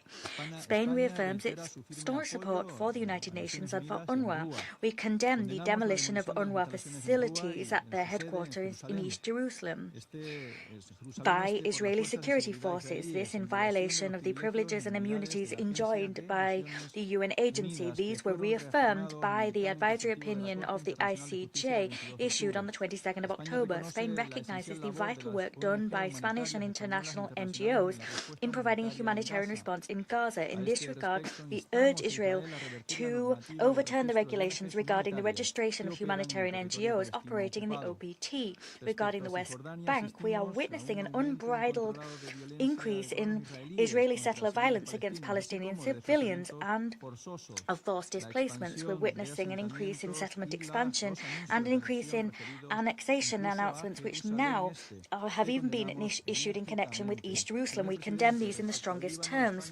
Regarding Lebanon, we reiterate our appeal to parties to comply fully with Council Resolution 1701 and with the cessation of hostility agreements issued in November 2024. We firmly condemn the continued and unacceptable Israeli attacks against UNIFIL positions, the most recent of which yet again imperiled the physical integrity of the Spanish contingent in a sequence of actions which constitute a serious escalation against the mission's infrastructures and personnel.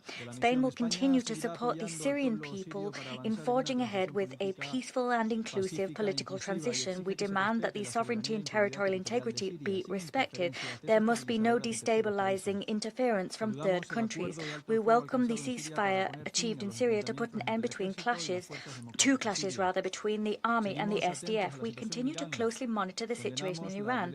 We condemn the violence against peaceful protesters, and we demand that the authorities of the country respect and guarantee the exercise of the freedom of expression and peaceful protest. We urge Iranian authorities to put an end to the repression of peaceful demonstrators, and we urge them to immediately lift all summary convictions as well as restrictions on communication. Lastly, we hope that the dialogue initiative in Yemen succeeds in forging ahead with an inclusive political process for the country, and we hope that it will alleviate the humanitarian situation. Moreover, we demand the immediate release of UN personnel. Against this backdrop, Spain will continue to defend dialogue with regional partners and compliance with the universal principles of the UN Charter, such that we can rally together to bring peace and stability to the Middle East. Thank you. I thank the representative of Spain for this statement. I now give the floor to the representative of Poland.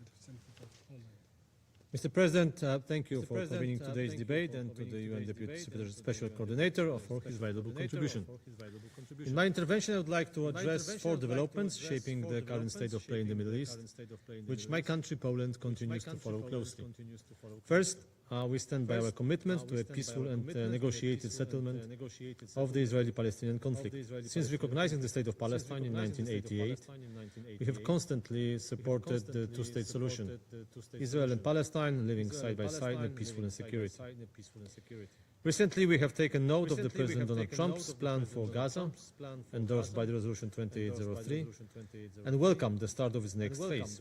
At the same time, Poland stresses that the composition of and the mandate of any newly proposed peace-related mechanisms must be consistent with the United Nations principles and values. Yet the situation on the ground remains concerning. Hamas' disarmament is uncertain, Palestinian politics remain divided, and the growing opposition within Israel to a Palestinian state complicates the prospect for progress. Also, settlement expansion in the West Bank and actions targeting UNRWA risk undermining humanitarian work and violate Israel's obligations under the UN Charter. Poland calls for unhindered humanitarian access and will continue to cooperate closely with humanitarian partners, including non-governmental organizations, as Palestine remains among our top priorities, with almost $20 million in aid since 2023. Our military contingent in UNIFIL will remain committed to its peacekeeping mission as long as it takes, with development projects as an integral element of its contribution.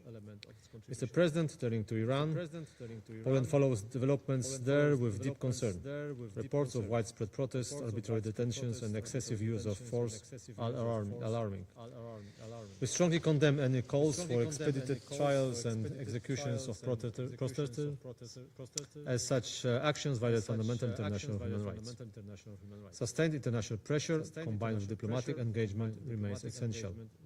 We urge Iranian authorities to engage in genuine dialogue with their society and to act transparently on the issues related to their nuclear and missile programs within established global frameworks. Further destabilization of Iran, we stress, would serve no one's interest. Mr. President, Poland reaffirms its support for the unity, sovereignty and territorial integrity of the Republic of Yemen. We condemn all forms of separatism and interference by external actors and reiterate strong backing for the UN-led efforts towards a comprehensive and inclusive political settlements. Mr. President, finally, Syria. Poland acknowledges the significant challenges facing the new authorities in Damascus, while noting positive political developments. We welcome the recent lifting of sanctions by the European Union and the United States, which could foster transition and recovery. Poland stands ready to share its transformation experience to support stabilization, reconstruction and inclusive governance. We are, however, concerned by renewed clashes between the government forces and the Syrian Democratic Forces, and we call for swift and peaceful implementation of the recent agreement. And I thank you, Mr. President. I thank the representative of Poland for this statement. I now give the floor to the representative of Japan. Thank you, Mr. President. The year 2026 started with a mixture of hope and unrest in the Middle East. The situation in the region remains fragile, and the international community must further strengthen our collective efforts to realize peace and stability. We welcome the continued general maintenance of the ceasefire in Gaza. However, sporadic clashes and military attacks persist. All parties must adhere to the ceasefire agreement and make every effort to prevent further casualties. Japan also welcomes the adoption of Security Council Resolution 2803, which endorses and calls on all parties to implement the comprehensive plan to end the Gaza conflict announced by the U.S. President in September last year. Based on our commitment to actively contributing to the realization of peace and stability in the Middle East, Japan has consistently supported President Trump's initiatives toward peace in the Middle East, including those concerning Gaza. In this regard, along with the sorrow, we note that the return of the last Israeli hostage's body was finally achieved. Japan pays respect to their earnest efforts to relevant countries, including the US, Egypt, Qatar, and Turkey. It is now necessary to steadily advance the second phase of the comprehensive plan. Japan is committed to playing a proactive role through concrete actions, including sending our experts. While some improvement in the humanitarian situation has been observed, the people of Gaza continue to face difficult conditions. We strongly urge Israel to take appropriate measures to ensure that humanitarian assistance activities by international organizations, including UNRWA and NGOs, can be carried out without hindrance. Japan has supported the two-state solution, where Israel and Palestine coexist side by side in peace and stability. Settlement activities are in violation of international law, and we have grave concern that the expansion of settlements and the increased settler violence in the West Bank further destabilize the situation. Japan demands that Israel immediately cease any unilateral action that run counter to the two-state solution. Mr. President, Japan is closely monitoring the developments in Iran that have been taking place since the end of last year. Any attempt to address peaceful demonstrations through the use of violence is unacceptable. In this context, Japan strongly calls for the immediate cessation of violence and strongly hopes for an early settlement of the situation. In Yemen, the security situation remains fragile and humanitarian conditions are only worsening. We take note of the Security Council decision on the mandate of UNMHA to cease its operation on March 31st. We call for a prudent transition to avoid security vacuum that would further destabilize the country and the region. We call for the immediate and unconditional release of the UN staff and other people detained by the Houthis. On Syria, in December last year, 1 year has passed since the collapse of the Assad regime. A high-level Japanese delegation visited Damascus and announced the resumption of bilateral cooperation for the first time since 2011. We believe our coordinated efforts support an inclusive, peaceful, and stable political transition led by the Syrian government, which has undergone a historic change. Mr. President, our shared goal is to maintain momentum toward peace and take action to prevent the Middle East from being drawn back to the vortex of war and turmoil. Japan will leverage its strengths and actively contribute to that aim. I thank you. I thank the representative of Japan for this statement. I now give the floor to the representative of Malaysia. Thank you, President. Malaysia thanks Somalia for convening this meeting and aligns itself with the statements of the OIC, NAM, and CERT. President, despite the ceasefire declared in September 2025, the suffering of Palestinians in Gaza continues. About 500 Palestinians have been killed in Israeli attacks since the ceasefire. Many have also died due to the persistent dire humanitarian situation. At least 9 children reportedly died due to hypothermia. It is absolutely critical that the Gaza ceasefire be fully implemented. Killings must stop and unhindered humanitarian access must be restored to ensure the delivery of life-saving assistance at scale. The role of the UN in Palestine, particularly that of UNRWA, which provides essential services to the Palestinians and is irreplaceable, must be defended and protected. Malaysia strongly condemns Israel's demolition of UNRWA's premises in Sheikh Jarrah on 20th January and the arson attack on those premises on 25th January 2026. The ICJ has unequivocally affirmed the mandate of the UN and its entities to operate in the OPT. Israel is under a clear obligation to respect the privileges, immunities and inviolability of UN premises, property and its personnel. We are also deeply concerned by the decision of the Israeli government to cancel the permits of a significant number of international NGOs that have been providing vital humanitarian aid in the OPT. Malaysia condemns the decision by the Israeli government to approve 19 new settlements in the occupied West Bank, including East Jerusalem. We are deeply alarmed by the surge in armed settler violence and the forced displacement of Palestinians in the West Bank. These actions further entrench Israel's illegal occupation and undermine the prospect for a peaceful and sustainable settlement. President, Israel's increasing belligerence is due to the impunity that it continues to enjoy. The Security Council, as the custodian of matters concerning international peace and security, must ensure that international law and the UN Charter are upheld. All relevant UN resolutions must be fully implemented, and decisions as well as advisory opinions of the ICJ must be complied. In this connection, Malaysia recalls General Assembly Resolution ES-10/24, which calls for the establishment of an international mechanism for reparations for Israel's wrongful acts in the OPT. Reparation is a legal obligation under international law and an essential step toward justice, redress and reconciliation.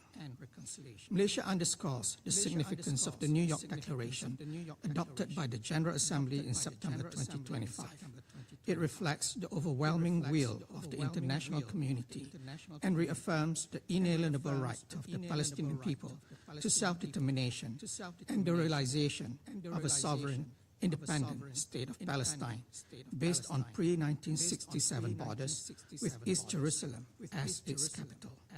Malaysia urges all parties to translate this global consensus into concrete political action.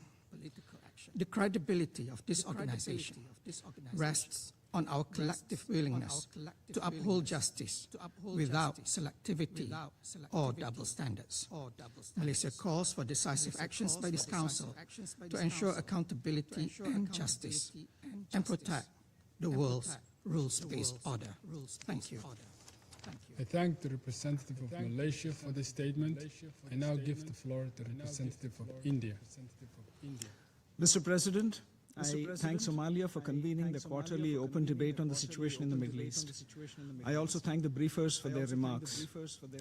Today's debate is timely as different parts of the Middle East are marked by protracted conflicts, political divisions and humanitarian distress. These issues are interlinked and their implications go beyond the region and impinge upon the broader landscape of international peace and security. India hopes that sustained dialogue and diplomacy achieve durable solutions that could positively impact the lives of the people and the security of the region.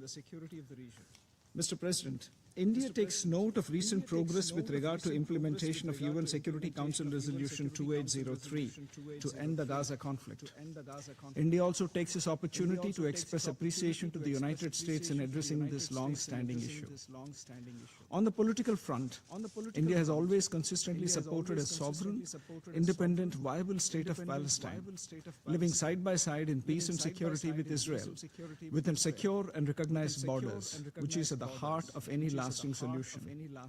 In pursuit of its commitment, India became the first non-Arab country to recognize the state of Palestine in 1988. India has advocated that the means to achieve this end is through dialogue and diplomacy. The reconstruction and economic recovery of Gaza and the resumption of delivery of public services and humanitarian assistance is a Herculean task, calling for sustained support and commitment of the international community to alleviate the pain and suffering of the Palestinian brothers and sisters. At the same time, let us be clear that terrorism has no place in civilized societies and must be condemned in all its forms and manifestations. There have been incremental improvements in the humanitarian situation in Gaza. However, the harsh winter and scale of destruction continue to make the task difficult. Food and fuel shortages, lack of access to basic facilities for health and education, hygiene and sanitation impact all sections of society, particularly women and children. India reiterates its call for safe humanitarian access. Member states must support the yearning of the Palestinian people to lead normal lives. The scale of reconstruction required in Gaza is massive. UN Ops estimates that Gaza has 60 million tons of rubble. The rubble also contains harmful material. Therefore, traditional reconstruction models would have limitations in dealing with this unique situation. An innovative approach with technological rigor is required. India has sought to contribute meaningfully to humanitarian relief efforts, particularly bilaterally, as also in partnership with the UN. Over the course of the last 2 years, we supplied nearly 135 metric tons of medicines and supplies. There are ongoing Indian projects at various stages of implementation to the tune of $40 million. In cumulative terms, the extent of support to the Palestinian people currently stands at over $170 million. Mr. President, on Syria, political security and humanitarian dimensions must be considered in their interrelation. We support a Syrian-led and Syrian-owned political process that meets the legitimate aspirations of the Syrian people, in line with UN Security Council Resolution 2254. India remains fully committed to assisting the friendly people of Syria through provision of humanitarian support and supplies and capacity building. As the third largest contributor to UNDOF, Indian peacekeepers have demonstrated the will and determination in carrying out its mandate. Turning to Lebanon, India remains committed to peace, stability and development of Lebanon. Over 900 Indian Army personnel are deployed in UNIFIL since 1998.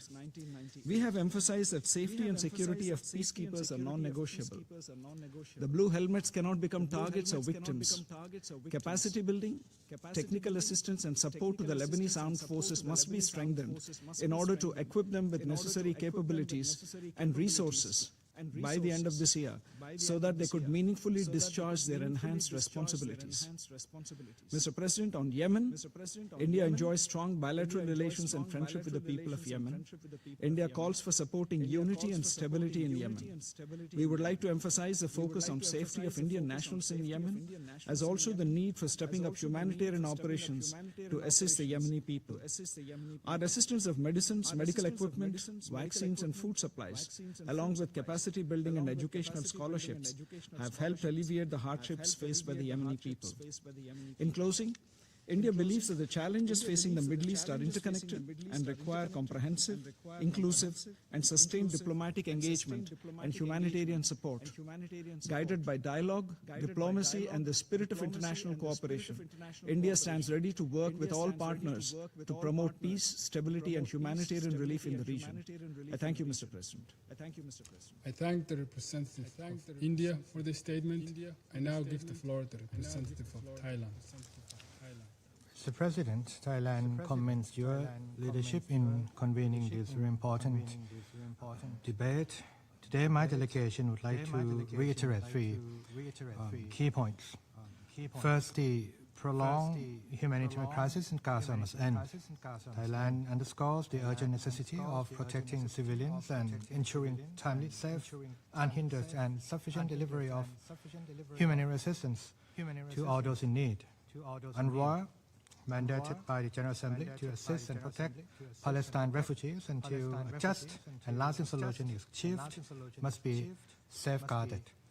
Continued international support is essential to prevent any disruption to the agency's life-saving assistance and essential services for the Palestinian people. With this commitment, Thailand continues to make contributions to ongoing humanitarian efforts in Gaza, most recently with contribution of $100,000 in January 2026 to the International Committee of the Red Cross. Second, recalling the overwhelmingly supported New York Declaration on the peaceful settlement of the question of Palestine and the implementation of the two-state solution, Thailand reaffirms its unwavering support for a peaceful resolution based on the two-state solution, whereby the states of Israel and Palestine coexist side by side in peace, security, and mutual recognition, in accordance with international law and relevant UN resolutions. Third, any peace agreement which will carry little meaning unless it's, of course, implemented fully and adhered to in good faith. Commitments on paper must be matched by concrete actions, and respect for agreed terms is essential to building trust, ensuring credibility, and achieving lasting outcomes to end the suffering of innocent civilians and restore peace and stability in the Middle East. In this regard, Thailand welcomes the progress made in the first phase of the comprehensive plan to end the Gaza conflict, which led to the ceasefire agreement. We call upon all parties concerned to adhere to the agreed terms and engage constructively in negotiations in the second phase of the plan with a view to achieving a peaceful and lasting resolution of the conflict. Mr. President, Thailand will continue to closely follow developments in Gaza and support our efforts to translate our collective resolve into meaningful progress toward lasting peace and security for Israelis and Palestinians. Thank you very much for your kind attention. I thank the representative of Thailand for this statement. I now give the floor to the representative of Canada. Mr. President, dear colleagues, Canada remains firmly committed to a two-state solution where Israelis and Palestinians can live side by side in peace, security, and dignity. Now more than ever, the two-state solution is needed and is the only just option for a lasting peace. Canada welcomes the progress made in Gaza, including the increasing the flow of humanitarian assistance, securing the release of all hostages, and commencing Phase 2 of the Gaza peace plan. We thank the United States, Qatar, Egypt, and Turkey for their critical work to make this possible. To be clear, Canada unequivocally condemns Hamas' horrific terrorist attacks on October 7, 2023, which took the lives of nearly 1,200 people, including Canadians. Political negotiations must lead to Hamas disarmament and removal from governance in Gaza. Canada will continue to support the Palestinian Authority's reform agenda so that it can play a role in governing Gaza. We note the launch of the Palestinian-led National Committee for the Administration of Gaza, which should be empowered to support the delivery of essential services across all of Gaza. Despite important advances, we remain seriously concerned that persistent humanitarian access restrictions are leaving Palestinian civilians without essential assistance. We are also concerned that the deregistration by Israel of key international NGOs has further undermined the lifelines that sustain millions of Palestinians. We continue to call for the increase of humanitarian assistance and reiterate that UN agencies and international NGOs must be able to operate in Gaza in a sustained and predictable way. Since the current conflict began on October 7, 2023, Canada has committed more than $400 million in international assistance.